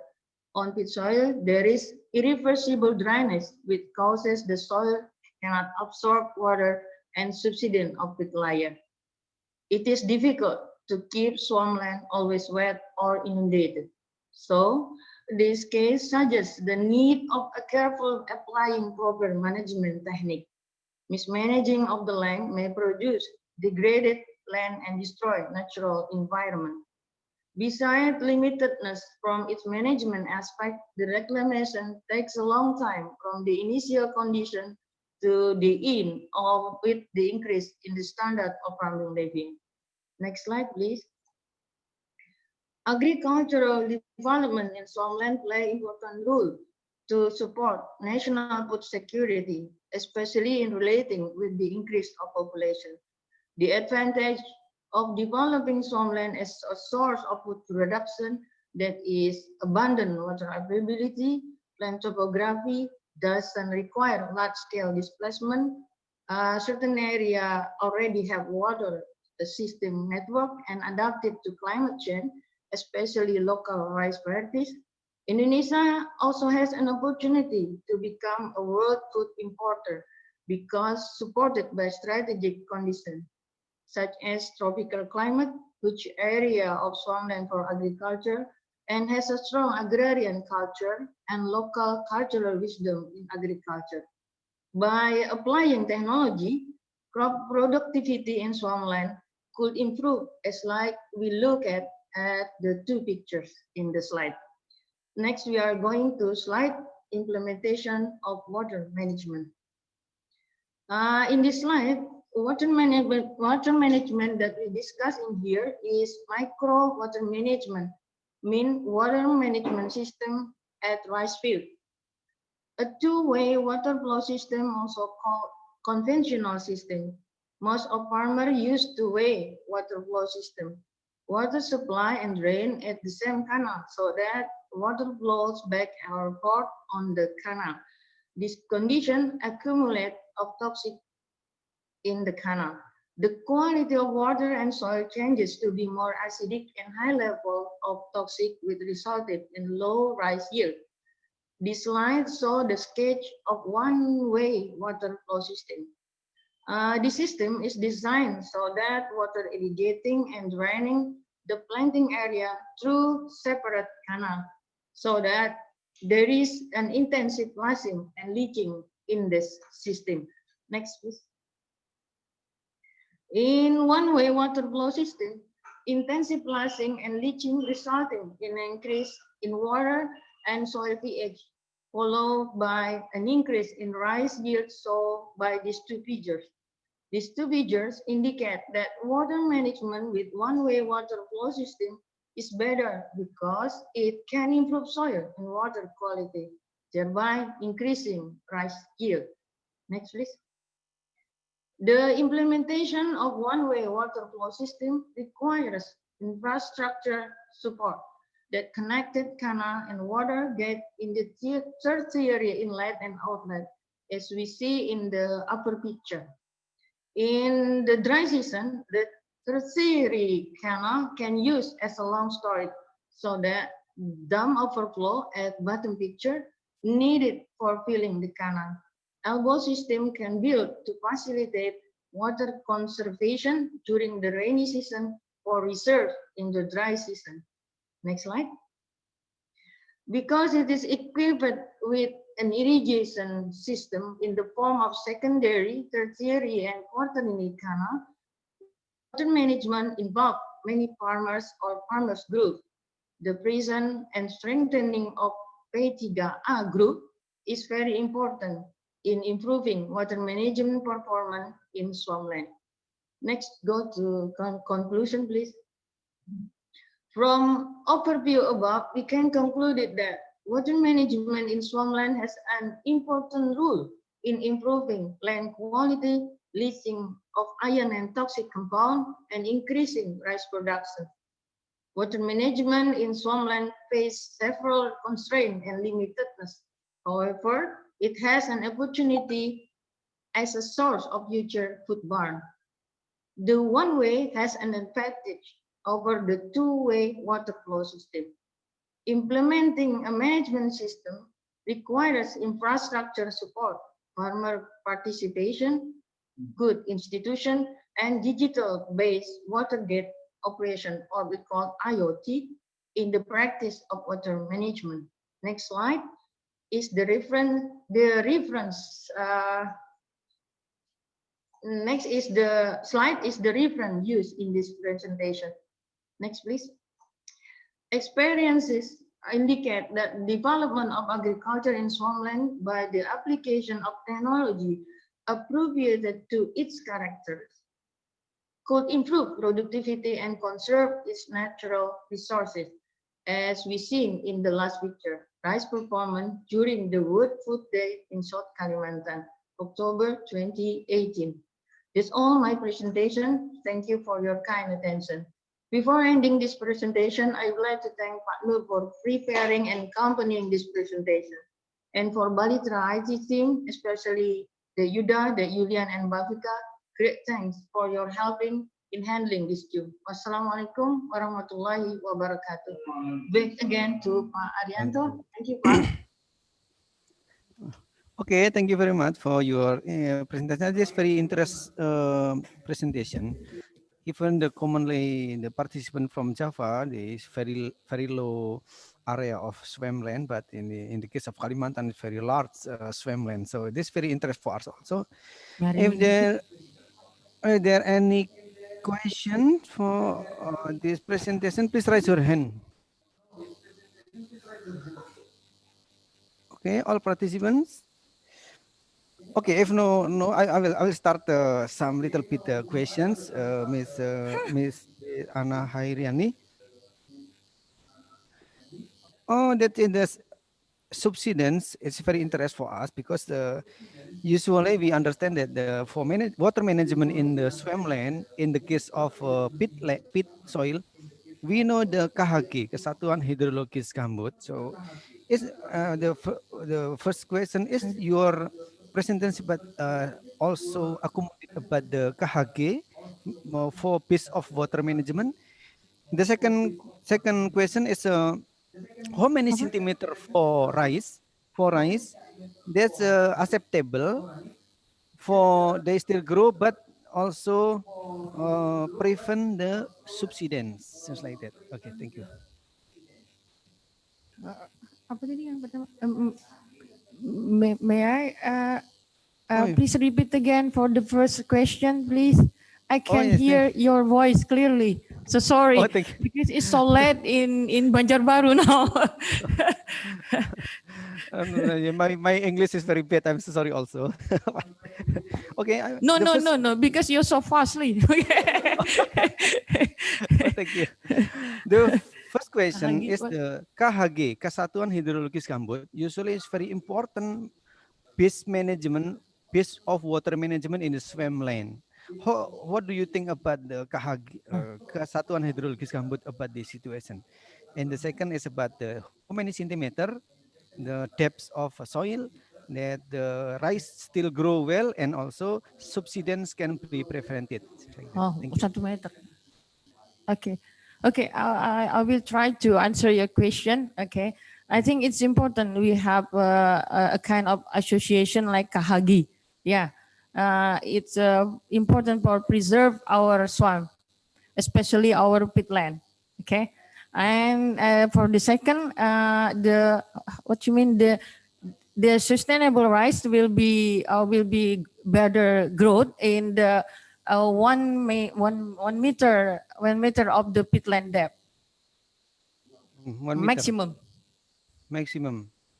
Okay. So Maximum, in 1 meter yes. is no period exposed and then become oxidative like that. In 1 meter. No. Because it's only bit only. Okay, but Bit only. yeah, you must remember that every point of the soil there are very variation in swampland. Only in 1 meter is different with the other meter. So we must characterize first before we determine how the depth of the pyrite. Okay. Oh, I see. Okay. So the important I said that we must characterize the soil profile, something like that. Okay. After that, we must also analyze the soil's properties, something like that, before we manage the swamp. I mean that the pyrite has become the main constraint to manage the water management, right? in your research. Hi. Oh, sorry. Yes. Oh, yes. Yes. Japan. Yes. So because of that, before we manage the water management in the swampland, we must be careful to maintain the water level below beneath the pyrite depth. Okay, thank you very much. I asking once more, so, but for Okay. the participant, is there any question? Other questions? Okay. If no question, please, Mrs. Anna Hari, maybe you have the um, final statement for this presentation and very core of Oh your yeah. information. 1 minute or half Okay. minute is okay. Yeah. One statement for me. Okay. Yeah. Okay. For I want closing to say statement. that experience indicated that development of agriculture in Swampland by the application technology that appropriated to the characteristic of swampland could improve productivity and conserve its natural resources, as we seen in our research of result. So please conserve our swampland and become the future of food barn. Okay, that's something like that. Oh, Okay, thank you very thank much for you. you.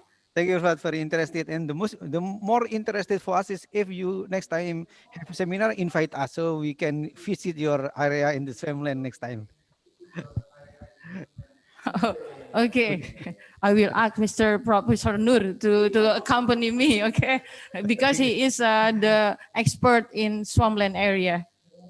Okay, thank you Thank very you very much. much, Mr. Rahayu. Yeah, Rahayu. Yeah, Rahayu. And then thank you very much. And then we invite to the next presentations. I invite pipe presentation with the title biofertilizer increase master growth and nutrient status of dryland latosol. So I invite Mr. Sudadi for presentation. Please, your time is 10 minutes. Even though using video, but 10 minutes is important. Yeah, please, your time, the time is yours. Thank you, Mr. Raji. Assalamualaikum warahmatullahi wabarakatuh. Me to present our presentation with the title of I film biofertilizer increase mustard growth and nutrient status of dryland litosol. We are Sudati, Aditrianto, and Suryono.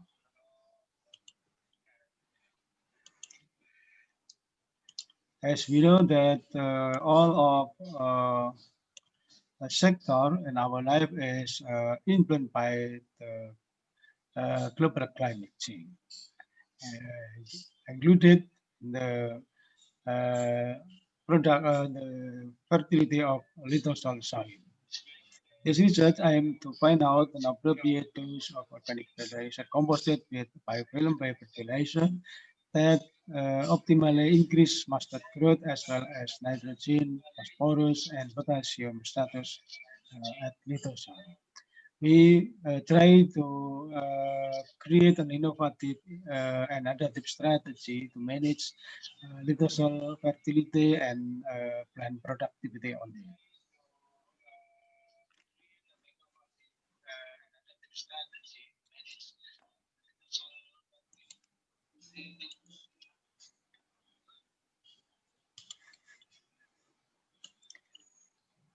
We use biofilm biofertilizer and liquid phase and to composted organic material to make organic fertilizer that we use to manage soil fertility of littoral and to increase mustard growth on it. The inoculum of biofilm fertilizer consists of potassium sulfilizing, calcium sulfilizing, sulfur oxidizing, as well as non-symbiotic nitrogen fixing. And we also add piperia and trichoderma from the laboratory of plant pathology of the Agricultural Plasma University. Next.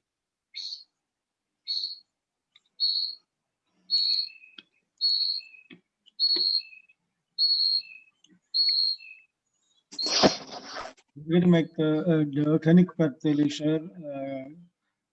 We decompose from the composition of phosphate rock, feldspar, sulfur, lime, and coal miner, and we decompose for 2 weeks before we apply it and the land, and with the treatment doses of 0, 3, 6, 9,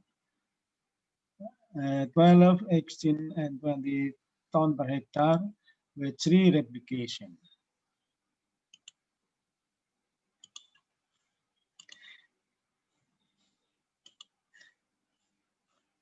We grow mustard and we observe the variable of plant head, shoot phosphate, and dry as well as soil organic matter content, soil pH, cation exchange capacity, total nitrogen, and available phosphorus and exchangeable potassium. The data we analyze with a test at 95% level of confidence, followed by a Duncan multiple rank test when any significant influence.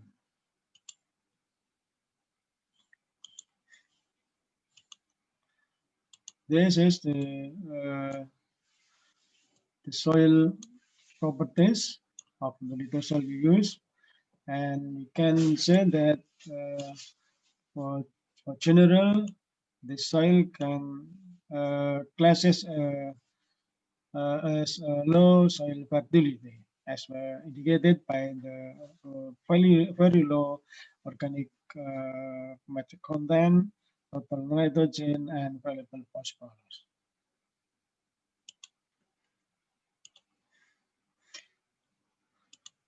From the research, we can show that the use of organic fertilizer with decompose with biofilm fertilizer can increase soil organic matter content, total nitrogen, available phosphorus, exchangeable potassium, and calcium, cation exchange capacity. And they increase in line with the increase of the dose of organic fertilizer we use.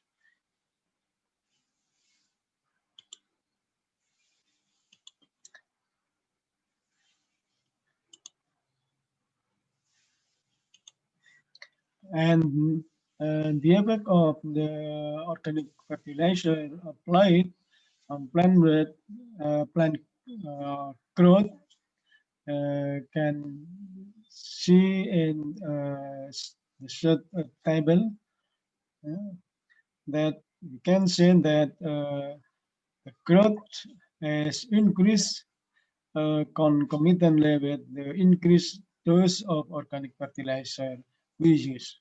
But until 21 ton per hectare application of organic fertilizer, and the optimum dose of organic fertilizer not yet achieved, maybe caused by the very low organic matter content of an initial soil.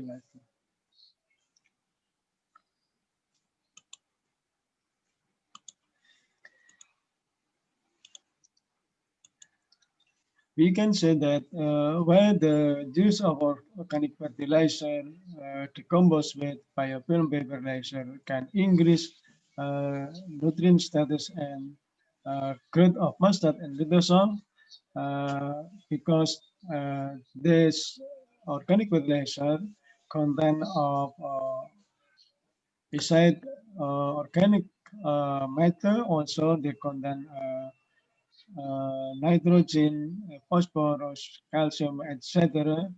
And also it contains, especially from the biofilm fertilizer inoculum, they contain many soil microbial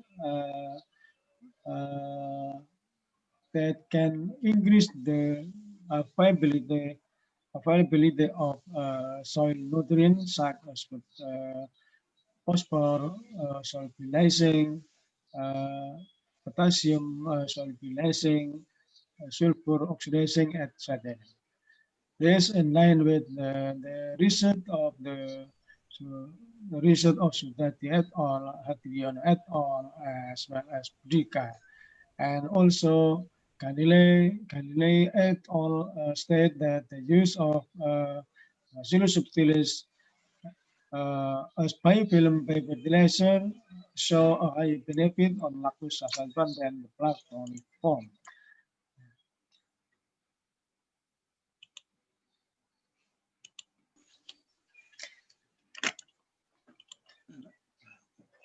From the result, we can conclude that the application of organic fertilizer composted with biofilm fertilizer on lithosoil can increase soil organic matter content and nutrient status as well as master gene.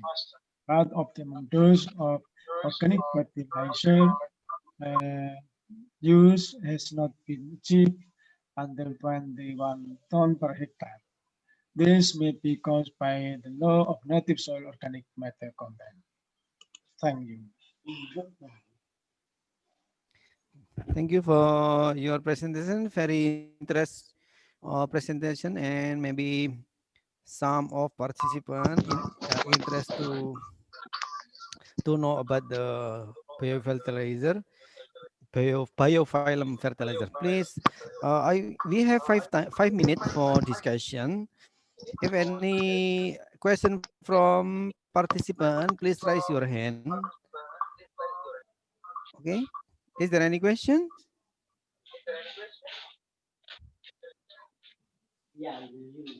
Okay, we first we seems like we in the case of myself, I very interested to and very want to understand what the main principle between biofilm organic phylum biofertilizer and not or not biofilm. What's the main different principles, and then why the biofilm fertilizer itu and then become very interest very important in your research, something like that, because usually it's very new sound in my ear that the organic film seems like that, because I'm and myself, yeah, I'm not from organics and microbiology, seems like that, so we don't know.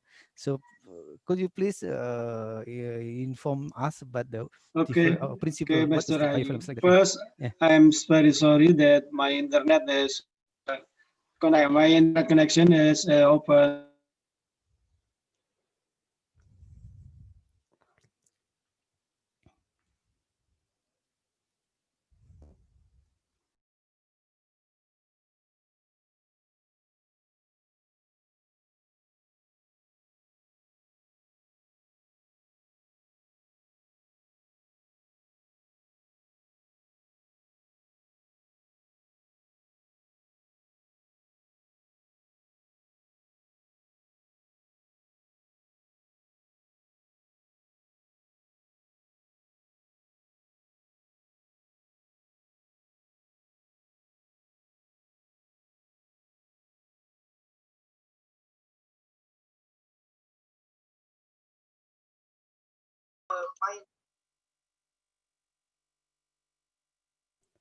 Okay, me.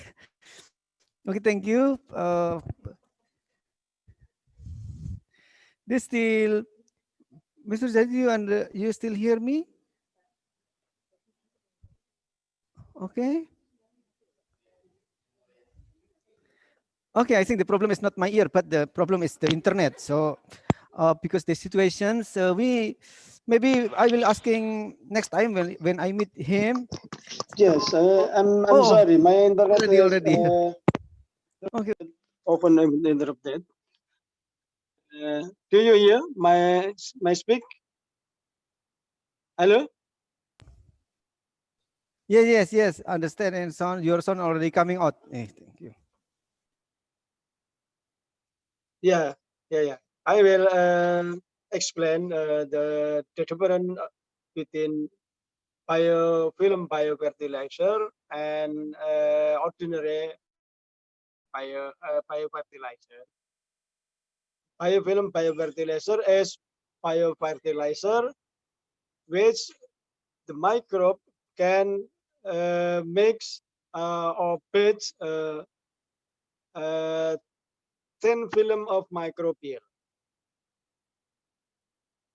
This is the principal differences between biofilm biofertilizer and ordinary or generally biofertilizer. Generally biofertilizer, the microbe cannot make or build a thin layer, thin biofilm microbial. This is the new technology for the application of microbe in increasing their capability to increase nutrient availability. By the bed of biofilm, they can do more than generally biofertilizer, and also they can defend from extreme or environmental experimental stress, I think. I think it Okay. is enough for your question, Yeah. Mr. Yes, Rahim. already enough. Any other from another participant? Sir and madams, please raise your hand if any questions. Madam Akta Harfia? No? No, okay, thank you. Madam Octavia, no question? No, okay, no question. Okay, the others, because no question, so we can continue. Thank you, and also the time is already over because of I talking many, so it's okay. So we can continue in the next next participants, next presentations. We invite the title about okay.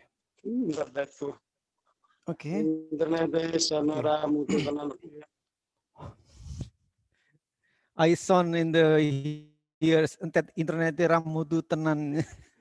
Okay, this very more evening and more evening because of sometimes.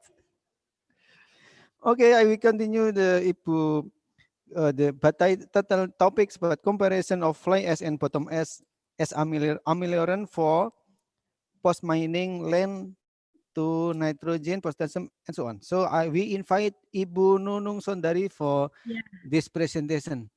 Okay, your time is 10 minutes. I share screen share myself. Yeah, of course, please. Yes. Okay, thank you. It's like me. I already do like you before. Yes, so I please yourself to prepare your presentations. Okay, the time is yours. 10 minutes, please. Yeah.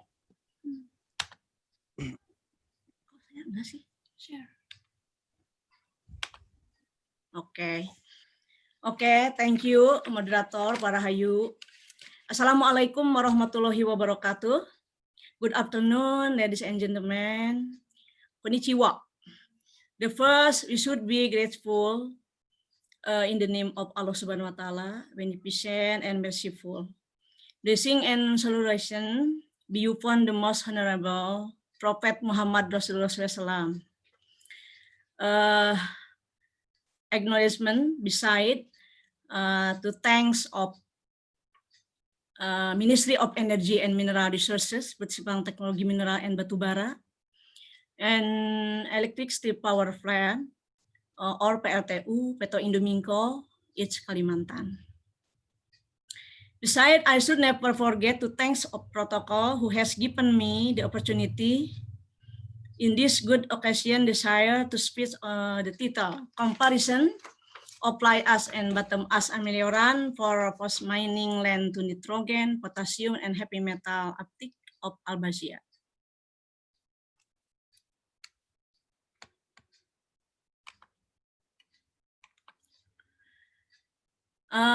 We know coal mining and coal burning and designation are the main engine being operated globally. Land degradation that occurs the mining activities create imbalance. Nature with is one of the source of climate change. The other admitted opinion, the contribution of mining sector, especially coal to forest destruction in Indonesia, reached 10% and now drop 2 million hectare every year. So to overcome this problem, it's necessary to reclaim the former mining area. PT Indominco Mandiri, PLTU, the activity every day, use of coal, 240 tons, equivalent 7.440 tons per month. So equivalent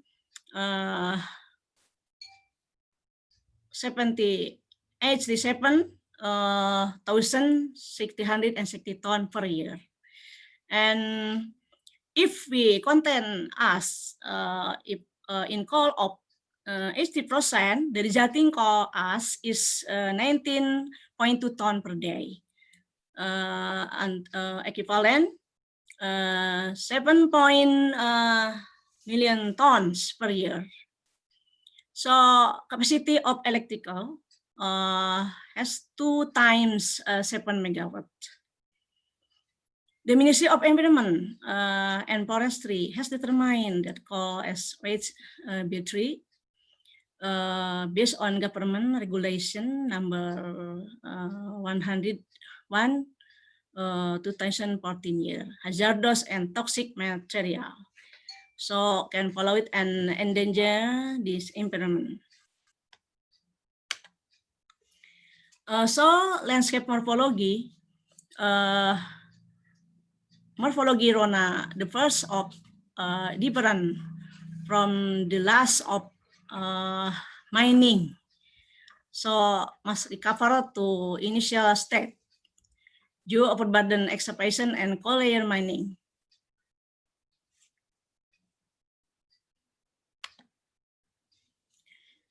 We know, and I have a roadmap of research called us for agriculture and properties chemical called us contain macro and micro element and small amounts of element carbon and nitrogen, and the other types of beneficial elements such as silicate, sodium oxide, sulfate, and many other beneficial element.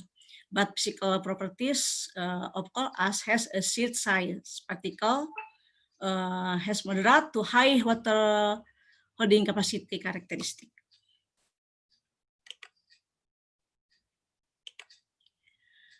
The method of research, the first we analysis of toxicity characterizing leaching procedure and lethal day 50.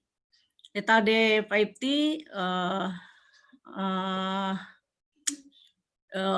two moss or white moss mencit in laboratory determine, and toxicity characterizing procedure of heavy metal analysis. The research method, we experimental design factorial it is of composition comparison E 1000 play as bottom as, composition B 75% play as bottom as plus 25% compost.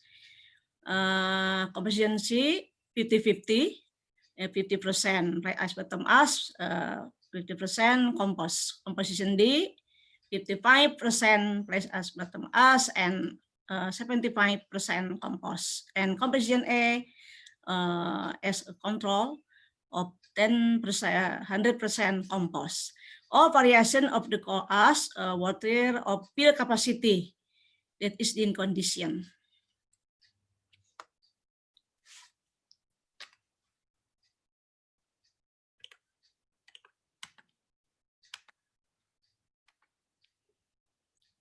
The analysis parameter of TCLP, bottom as, play as, and mixture. Why mixture? Because the Indominco PLTU in landfill not separated or between bottom and fly ash. So we made of analysis bottom or fly or mix. And to be seen of the table, conclusion about micro element and heavy metal below the threshold and the threshold regulation Ministry of Environment. Okay.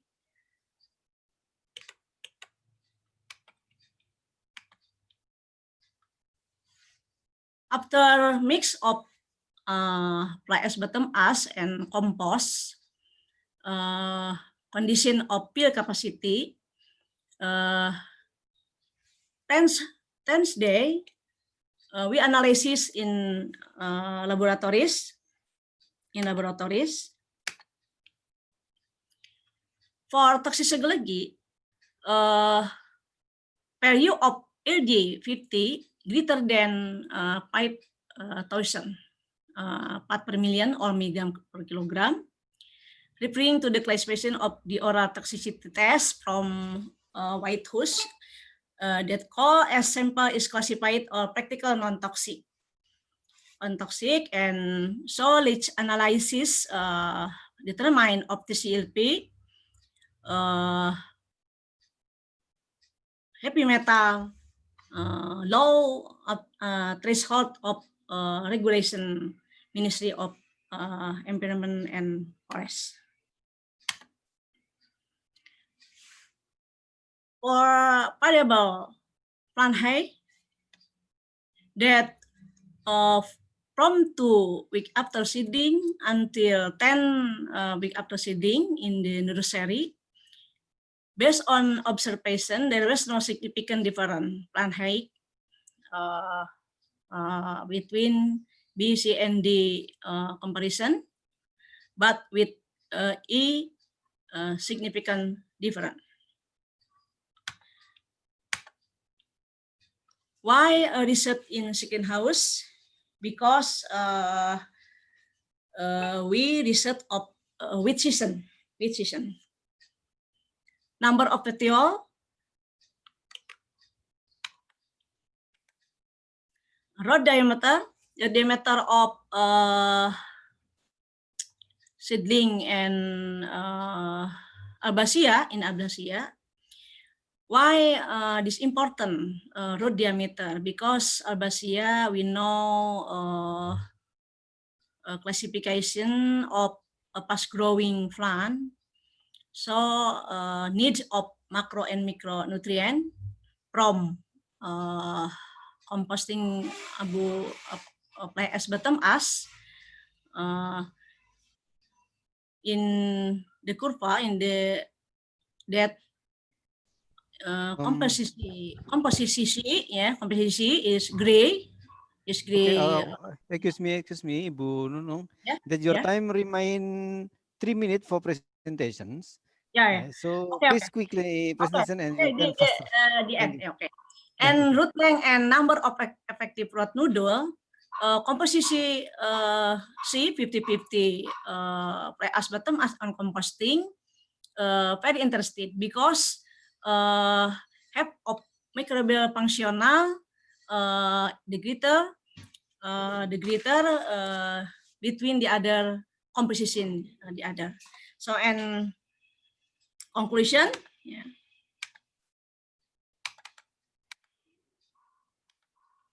Coal ash is good for use as a soil amendment with comparison of 50% coal ash and 50% compost, and give the best result of grow and increase nitrogen potassium uptake, can reduce heavy metal uptake residual effect on the chemical fertility characteristic of a good planting medium.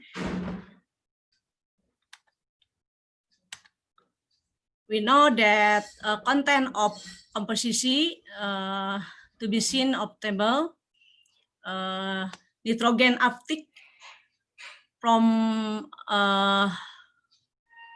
comparison A and D. I think of comparison C, 3.54% in the tissue, lip tissue albacea.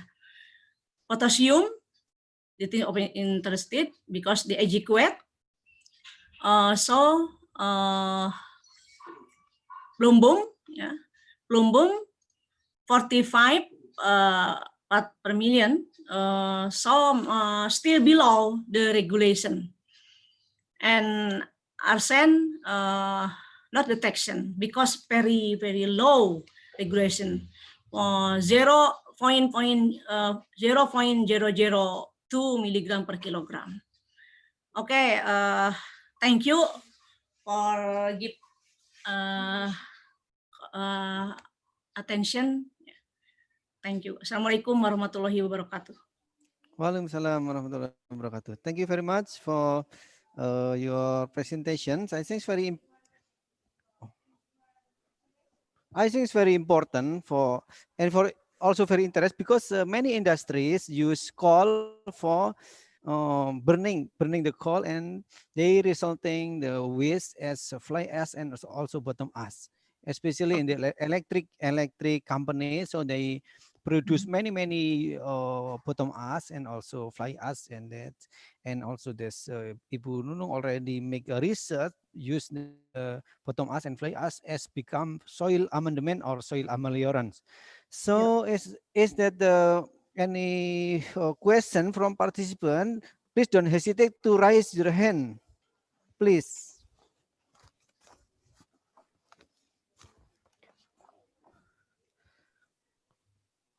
Okay. Yes, this is Ibu Octavia. Yeah, please, Bu, please. See, sit beside of me.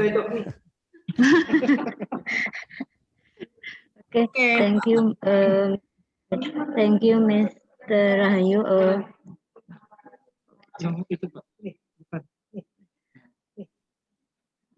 I want to ask. There are for treatment for the ameliorant for post-mining land to nitrogen. So please explain to me what the treatment that the best for the base. Okay. Ibu Octavia, thank you. Comparison fly ash, bottom ash, and compost, but compost to meet from fly ash, bottom ash, and litter, litter plantation. So massive, okay. If to make of 1 tons, fly ash, bottom ash, 57%. Compost litter only 25%. Did compost. So compost made from fly ash, bottom ash, a mix of organic matter. Yes. Thank you very much for Ibu Nunung for your presentations, and congratulations, because I also tell you that in around 11 years ago, I also using the bottom ash for ameliorant in the soil to grow some grass in the saline conditions. So it is also so I little bit understand about the bottom ash. It's very interesting also. However, this your time is already over, so thank you very much for your presentation. Thus, I will invite the final. Mr. Rahayu, Yeah. research stage 1. And we, after FGD with Ministry of Environment and Forestry, give the lampu hijau, ya, Green light, yeah. light for improvement that Pratham play us no battery, yeah, again. Okay, okay. Insyaallah, Yeah, I insyaallah. understand. We also same Thank you, thank thing. you. Research, yes, thank you. Welcome. And then we invite the end of the session for presentations. We invite the uh, the presentation about the application of soil amendment as a strategy for water holding in sandy soil. We invite Mrs. Octavia Herawati for presentations. The time is 10 minutes. And then please, Mrs. Octavia, your time, the time is yours, please.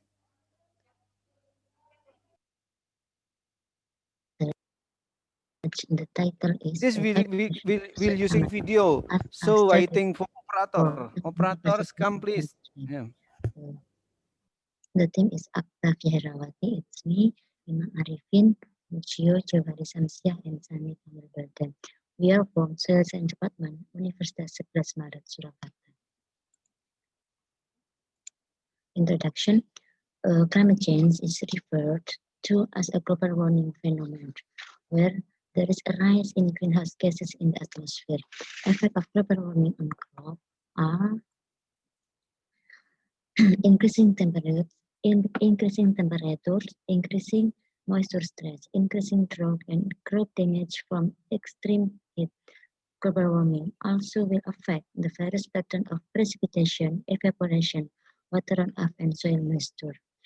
High evapotranspiration and unpredictable precipitation causes drought. Indonesia have a large of sandy soil area, but it has limiting factor for supporting plant growth, such as low water holding capacity, high infiltration, high evapotranspiration, very high soil surface temperature, very low organic matter, and soil moisture.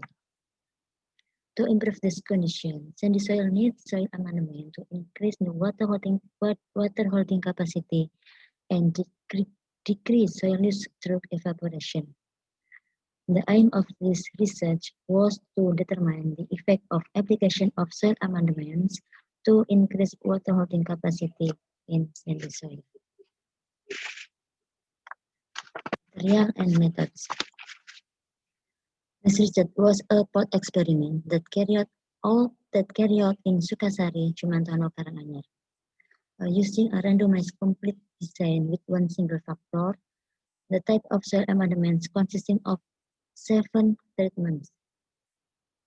P0 as control, P1 as caudal 60 ton per hectare, P2 rice whose biochar 10 ton per hectare, P3 clay soils 10 ton per hectare, P4 caudal 60 ton per hectare, and rice whose biochar 10 ton per hectare. P5 caudal 60 ton per hectare and clay soils 10 ton per hectare. And the last P6 as rice hooks biochar 10 ton and clay soil 10 ton per hectare. Okay, the soil. I'm sorry. The soil was safe to be homogeneous by separating plant roots, and then the soil was weighed at 10 kilograms and put into a polybag. Mix the soil with the soil amendments according to the treatment and incubated for about 4 weeks. During the incubation period, watering was done every 2 days, and at the end of period incubation, 1 month, seedling of chili was planted. Analysis, soil amendment were analyzed such as soil moisture, soil pH, organic carbon, CN ratio, and soil texture for clay soil amendments. And then soil sample at harvesting. The analysis of soil sample at harvesting are soil aggregate stability with wet sieving method, soil permeability with constant heat permeameter methods, soil moisture, and soil porosity. Analysis data use SPSS 23.0 and one-way ANOVA test at 5% to compare between treatments, DMRT test to determine the significant difference between means at a significance level of P under 0.05 and then percent correlation test to determine the relationship between all variables. Result and discussion. Table 1 is initial analysis of sandy soil. We can show that the soil characteristic of sandy soil is not good. We can see that organic carbon very low. The value is 0.80%, and the total nitrogen very low. The available phosphor very low, available potassium low, and CEC very low. And then the texture is sand with the percentage of sand is 92 to 23. Percentage of silt is 60.81, and then percentage of clay is 0.99. Next, table 2, the characteristic of soil amendments. We use three of amendments: cow dung, rice, hooks, future, and clay soil. Cow dung have organic carbon 16.62, and then CN ratio 26.39, and rice hooks future is the organic carbon is 18.07, and then CN ratio 33.3, and clay soil and the organic carbon is 2.13, and then CN ratio is 10.7. The all soil amendments have CN ratio the upper 25. So it's called soil amendments, not soil fertilizer. Next, figure 1, the effect of soil amendments as the effect of soil amendments on soil physics a week after harvesting. Then tab figure 1 in the left up the top left, we can see that the combination of rice hooks future and clay soil or P6 was able to increase the best water storage capacity compared to the other treatment. The addition of rice hooks future and clay soil was able to reduce the cumulative infiltration capacity and increase the water retention capacity of soil particles. Figure 2 in the top right, we can show that cow dung 60 ton per hectare and clay soil 10 ton per hectare able to increase soil porosity. And then the figure 3, we can show that the combination of rice hooks future with clay soil or P6 decrease the permeability rate up to 2.74 times than the control. And we know that giving clay soil to sandy soil will increase in aggregation reaction, which can reduce the rate of soil permeability. Figure 4 shows that the combination of cow dung and rice hooks future was able to increase soil aggregate stability up to 1.87 times compared than control. Next, correlation between soil aggregate stability index, soil porosity, soil permeability, and soil moisture a week after harvesting. In the figure, the top left, we can show that soil moisture has a strong correlation with aggregate stability, with increasing soil aggregate will increase soil moisture. Soil aggregate is caused by addition the clay of soil aggregation is caused by the addition of clay soil, which function as a binder between particles, making it easier to form and soil aggregation.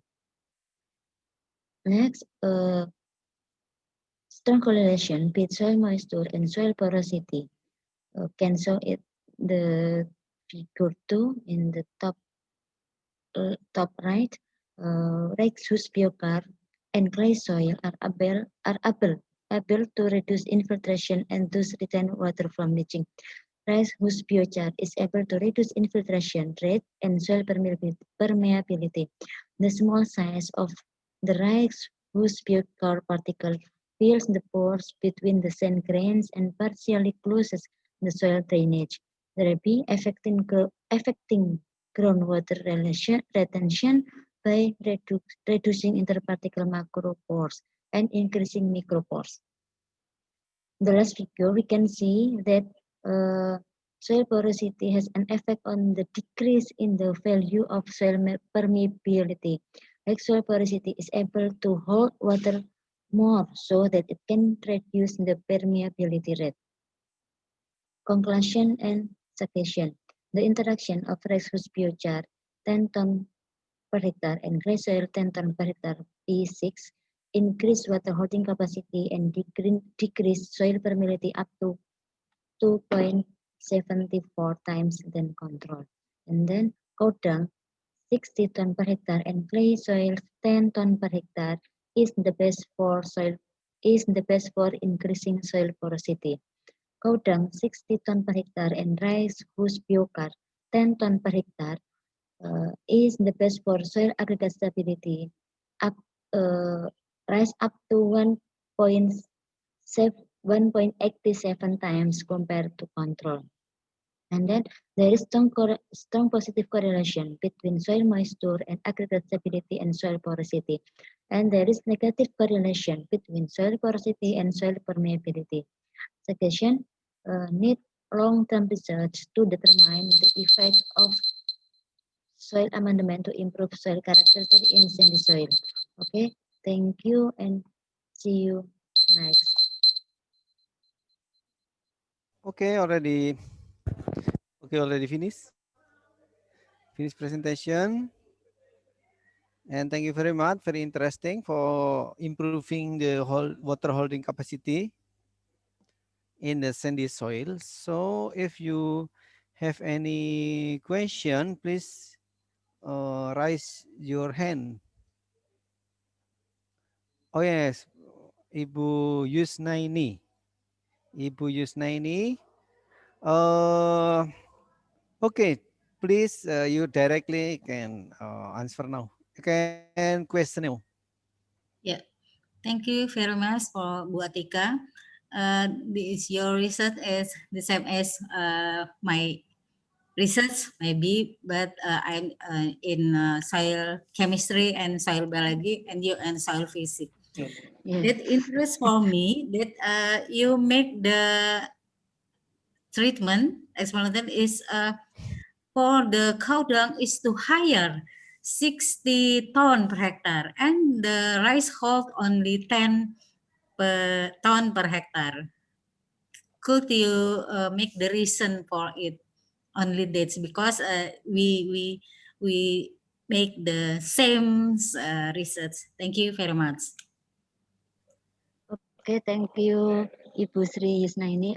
I want to explain about your question. Okay, this is the second year, of my research of our research. The first research is about the dose of soil amendment, and we find that the cow dung at 60 ton per hectare is the best for sandy soil. As we know that sandy soil is have low fertility, such as water holding capacity, soil chemical, and then so many so many. So in the second year, we try to combine the soil amendments like cotton and then clay soil and rice whose biochar to increase the water holding capacity like that. Yes, thank you. Okay. Yeah. Okay, thank you very much. We still remain 1 minute. So usually, this very in the case several research, they bring sand to the clay soil, and they bring clay soil in the sand land. That's very interest also. So improvement not only using organic material, because organic material they can decompose and offer, but in the case if you bring clay many from clay soil bring to the sandy land. So this will remain very long time, and it's good research next time. I think I will join your research next time. Yeah. Yes, thank you, Mr. Rahayu. I think it's need long-term research because clay soil and organic matter is maybe need a long time to uh, to research it. So just not 1, 2, or 3 months, I think like that. Okay, yeah. Okay, and then very interesting. I'm sorry to all participants. Actually, I already said that this is final, but I'm very sorry because one participant already uh, come back in the in the session before is another room. So we asking to the participant around 10 minutes more for one person for additional presentations. I'm sorry about even though I already say that this already final, but actually one of our colleagues come back to this room, so we give her or him a chance to presentation around 10 minutes. So I invite uh, presentation number 4834 with title improving rice productions in saline soil. So we invite Ibu Yuli Lestari for presentation for present his research. Excuse me, Ibu Yuli Lestari, do you ready? Yes, Are I you am ready? here. Yes, I am here. Oh, okay. I am already in here. Yes. Okay. Oh, I just okay. So Yes. I give you 10 minutes for presentation. So please take time. Yeah. Okay. Thank you.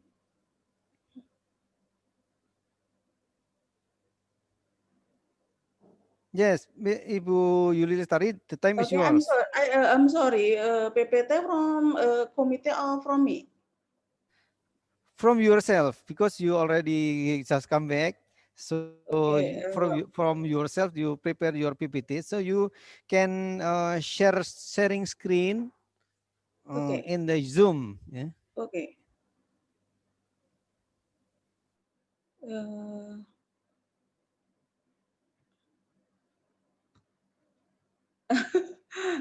I I difficult this. Um,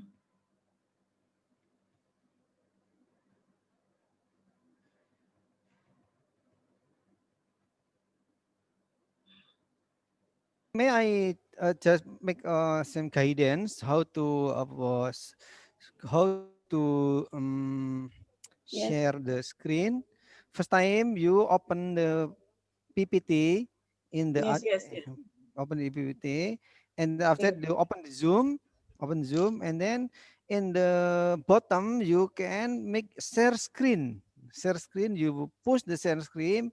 After push the share screen, you choose the PPT you already prepare. So of that we can show Yes. your I will try. yeah. Okay, we wait. Okay. I give you three Okay. minutes. uh, okay. I will try. Okay. Where is? Uh, where is? Okay. Uh,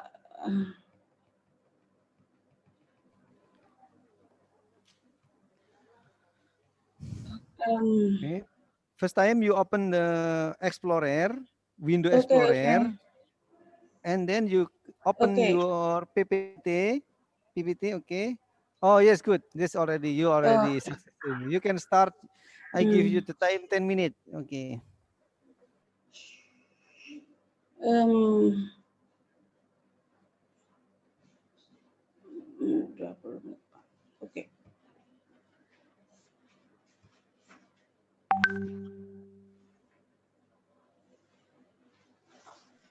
Already ready, Bu. Ibu Okay, Yuli yeah. Lestari already. We the committee already prepare your presentation. You can do directly now. Okay. Is okay.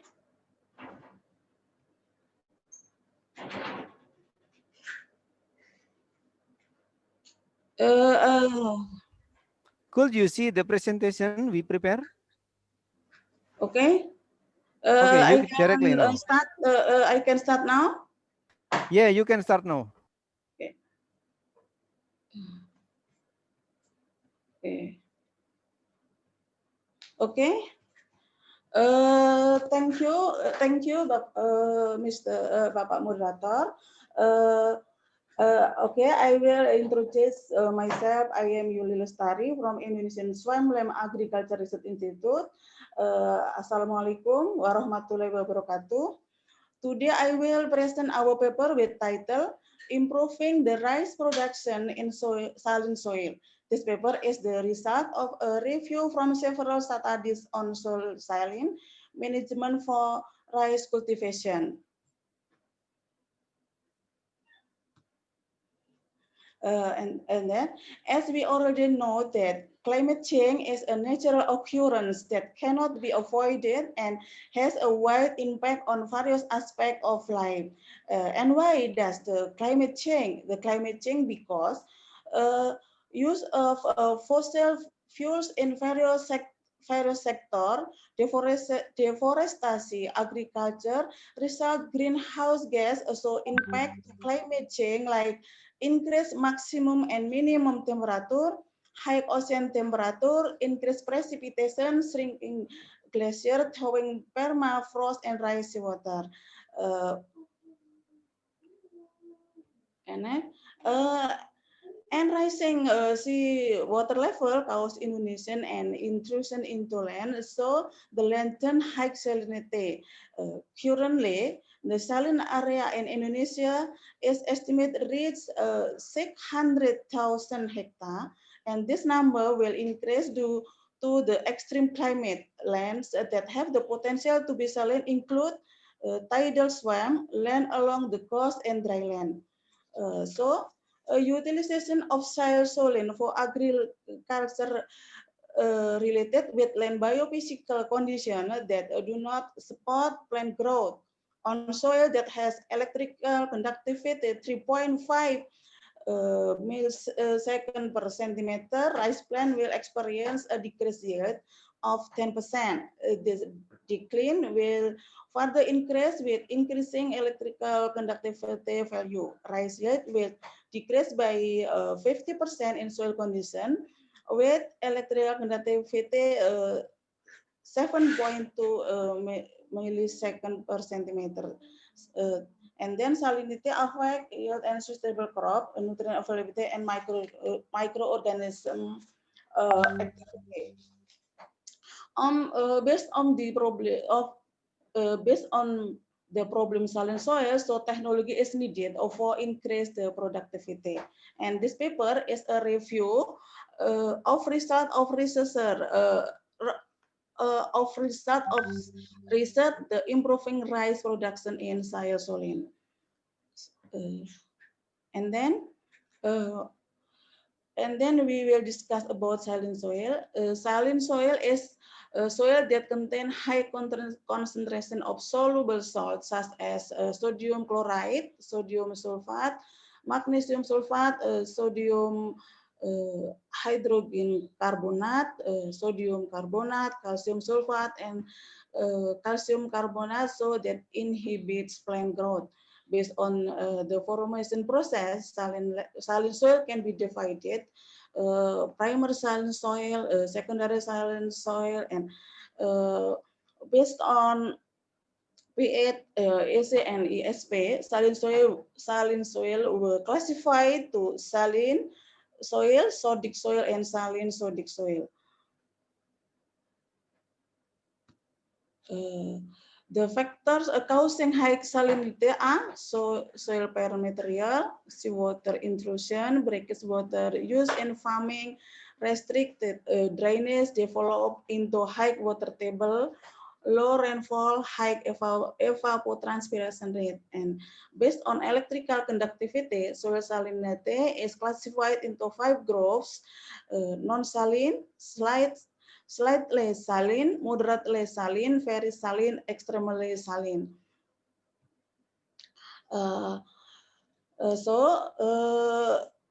Amount of salt dissolved in body of water is called the salinity. The salinity and soil element contained in saline soil can degrade the physical, chemical, and biological soil fertility. The level of damage caused by salinity depends on the EC, the ion type, and concentration, the kind and tolerance of plant and management system. And plant, the symptoms that arise are the reduced ability of plant to absorb water, the occurrence plasmolysis due to increased osmotic pressure, the occurrence of toxicity due to absorbing excess amount of the nutrient that make up salt. The condition of salinity stress, sodium ion often have toxic effect on plant. The accumulation of sodium ion under saline condition suppress the absorption of sodium, natrium, and magnesium. It causes impaired chlorophyll formation, slow photosynthesis, trigger photooxidative reaction that damage the chloroplast thylakoid membrane.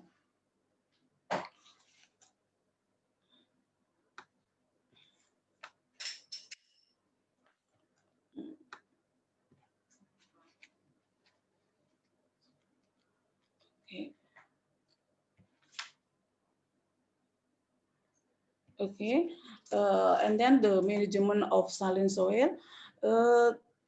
In saline soil, to get high productivity must be based on environmental condition and hydrology in situ, such as the leaching, use rainwater or irrigation water cause salinity reduction. It will be optimal if it is supported by high rainfall, coarse soil texture, and good drainage.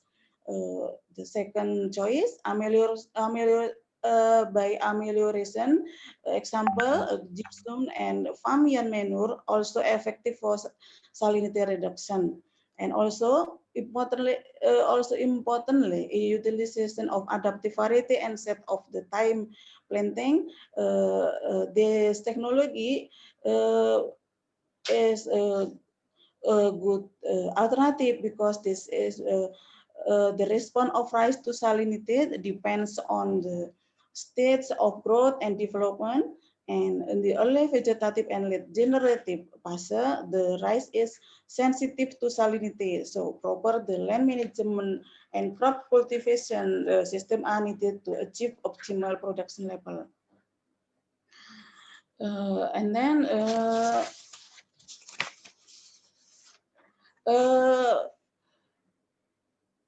rice variety have different production in because the rice have the different ability of adaptation in salinity, so in salinity condition. From the table 3 show that farmyard and poultry manure increase of rice yield. It was related with K per sodium ratio and nutrient uptake. Okay,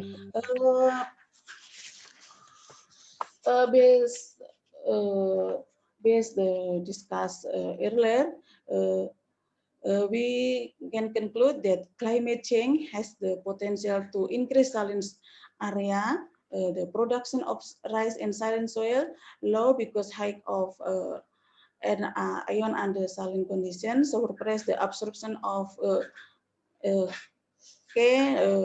nitrogen and magnesium, ability of plant to absorb water decrease, high of EC can cause the osmotic pressure, the water to increase resulting in plasmolysis. And the last technology for increasing rice production in saline soil, including leaching, amelioration, use adaptive variety, and set time blending. This is a reference we use to write this paper. And thank you very much. Wassalamualaikum warahmatullahi wabarakatuh.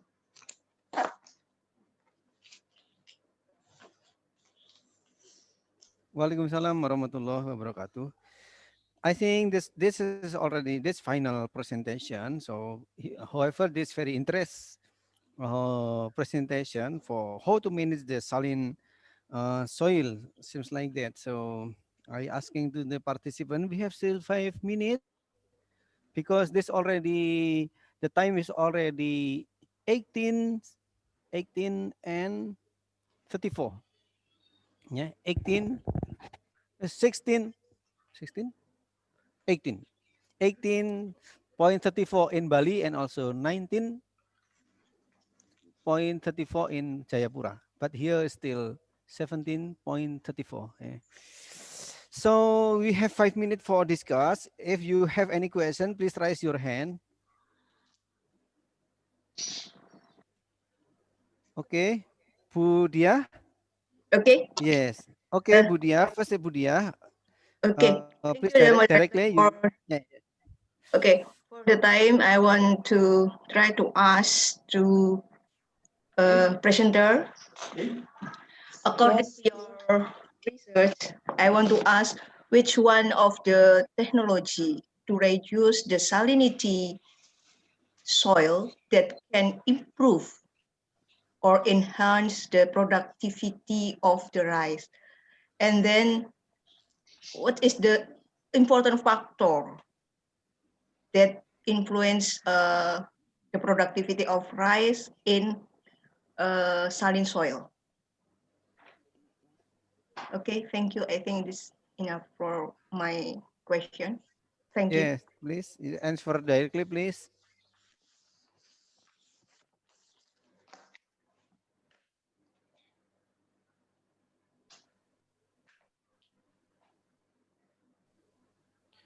Bu Yuli Lestari, do you? Okay. answer?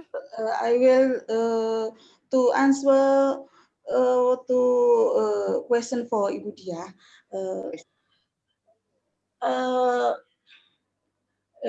Many technology to increase productivity, rice productivity in saline soil, like the leaching, amelioration, or utilization adaptivity, variety, and set of the time. The leaching can decrease element cause the toxicity, influence the salinity. So the condition of the soil better. Amelioration amelioration like Gibson, it can reduce salinity also, and utilization of adaptive variety and set of the time planting, also the technology alternative can use to increase productivity, rice productivity in saline soil.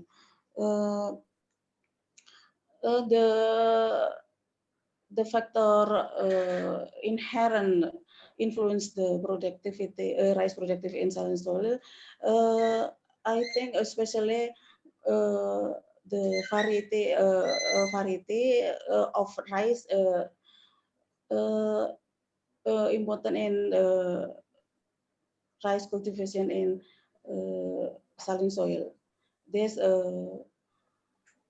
easy choice and maybe not expensive. I think this. Thank you very much. Thank you. For it is any feedback from Ibu Okay, Dia?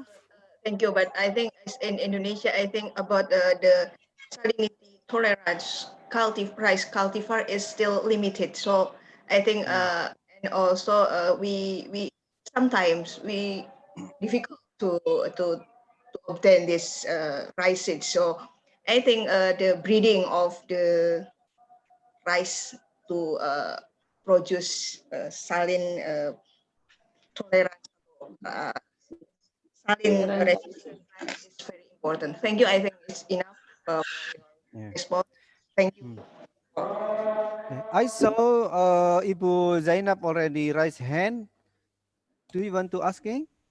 Yeah, please. Yes, At the time, sure.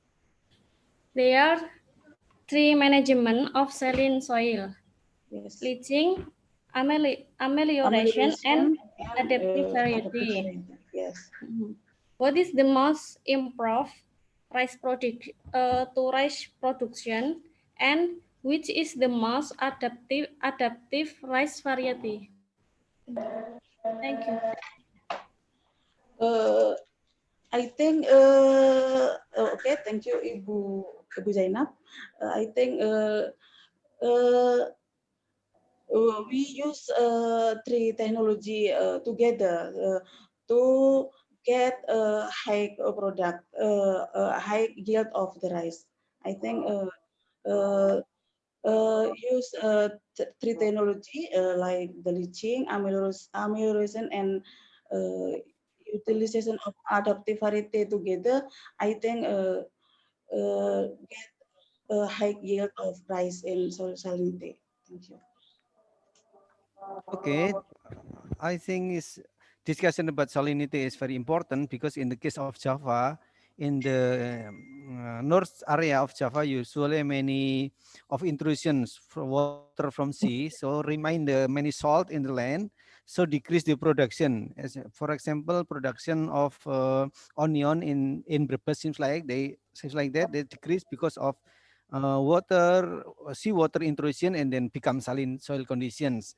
This is the case in Java. Out of Java, I think similar because in some swim land, pasang surut land, seems like that. This is very important to saline, but maybe sometime people person already confused how make different how to understand different between saline soil and sodic soil, because actually this seems similar saline, but the constraint is different. If the saline soil, the constraint is in this concentration of salt, but the sodic soil, the most problem is natrium, seems like that. So this different kind and different technology, different approachment, seems like that. But I agree also with Ibu Dia, but improvement variety and also molecular biological molecular to improve the tolerance of rice, this is very important in the future, seems like that. So I think this already enough, I think, because already Maghrib here. And thank you very much. So Mr. Ari, I will send back moderator to Bapak Dwi Priyo Arianto. So actually I am participant, but he wanting me become exercise, become moderator. So I already become moderator. I'm very sorry because my speak is not sometimes my very little bit ngocol, seems like that. So I'm so sorry. Thank you and happy. Very sorry if any some unpolite talking things like that. So because actually, I just want friendship for you all. Thank you. I send back to Mr. Dwi Priyo Arianto because he want to make announcement the best presentation. But I don't want. He said that the president is me. I don't want like that. So I will the others people. Okay. Thank you very much. Assalamualaikum warahmatullahi wabarakatuh.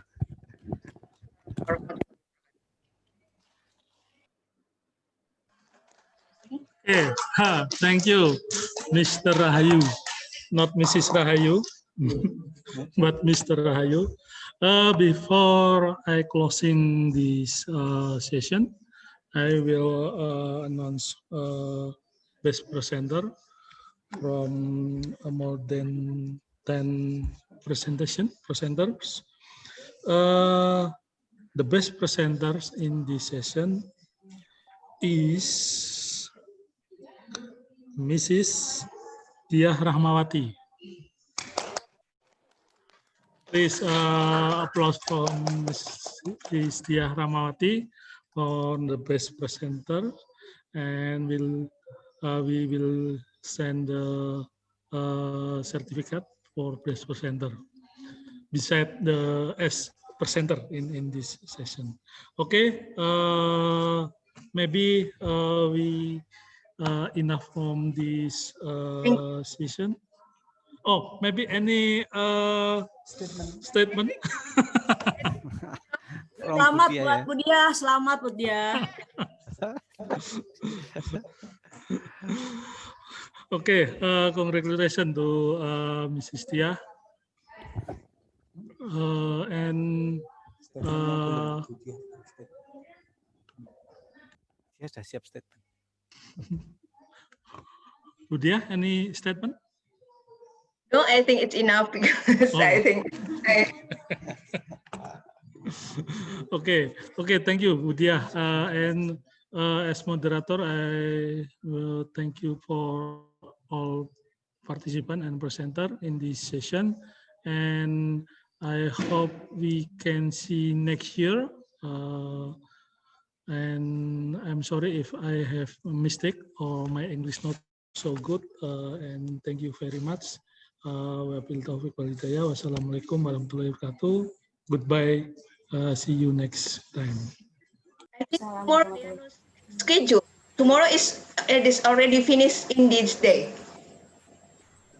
Yes, for tomorrow we converse in only one day, so only in 2 days, only this day. Okay, thank you.